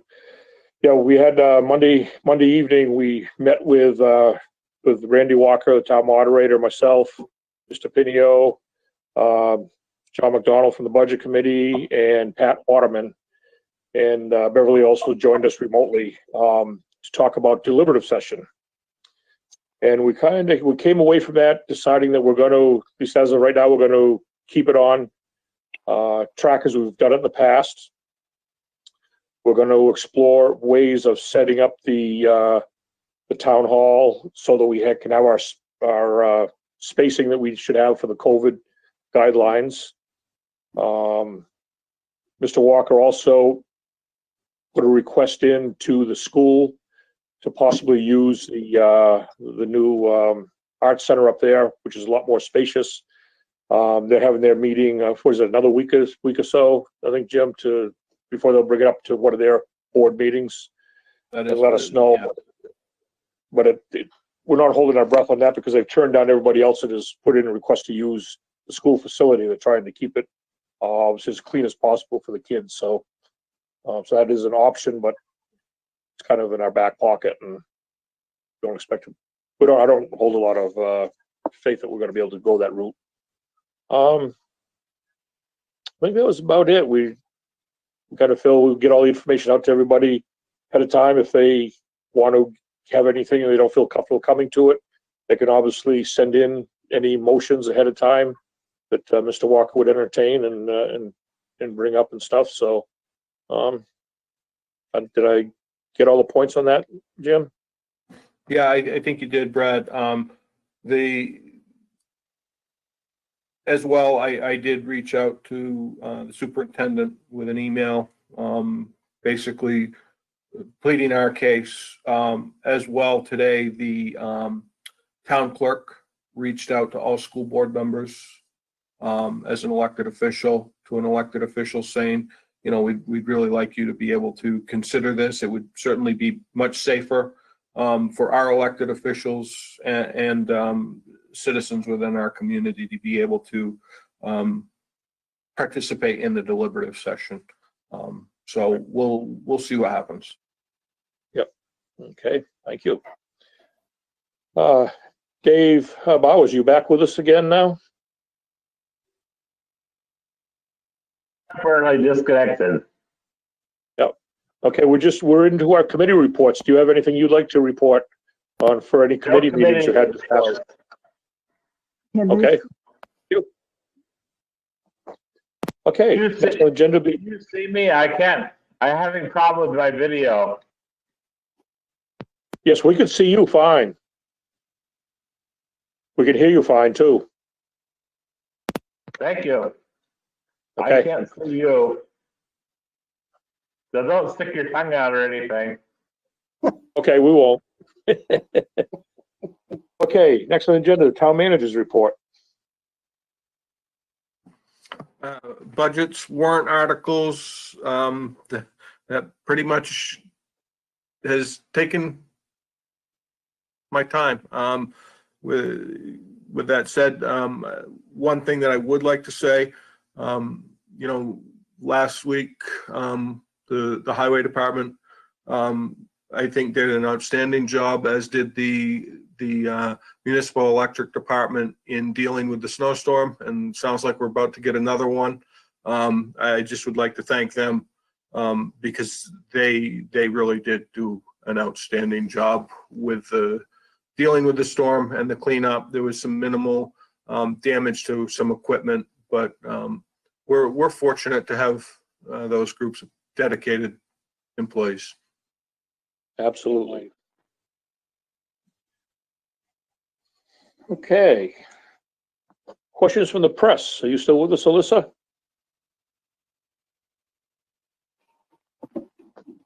Mr. Hammond, I think Mr. Bowers had his hand up. Oh, Dave, yes. I'm here, but I don't have a video, but I can hear you. Yep, we heard you say that. We can see you and hear you just fine. Thank you, sir. Yep. So Alyssa's, sounds like she's gone away. So public input, have our second session of that. Anybody out there in the public wish to speak or ask a question?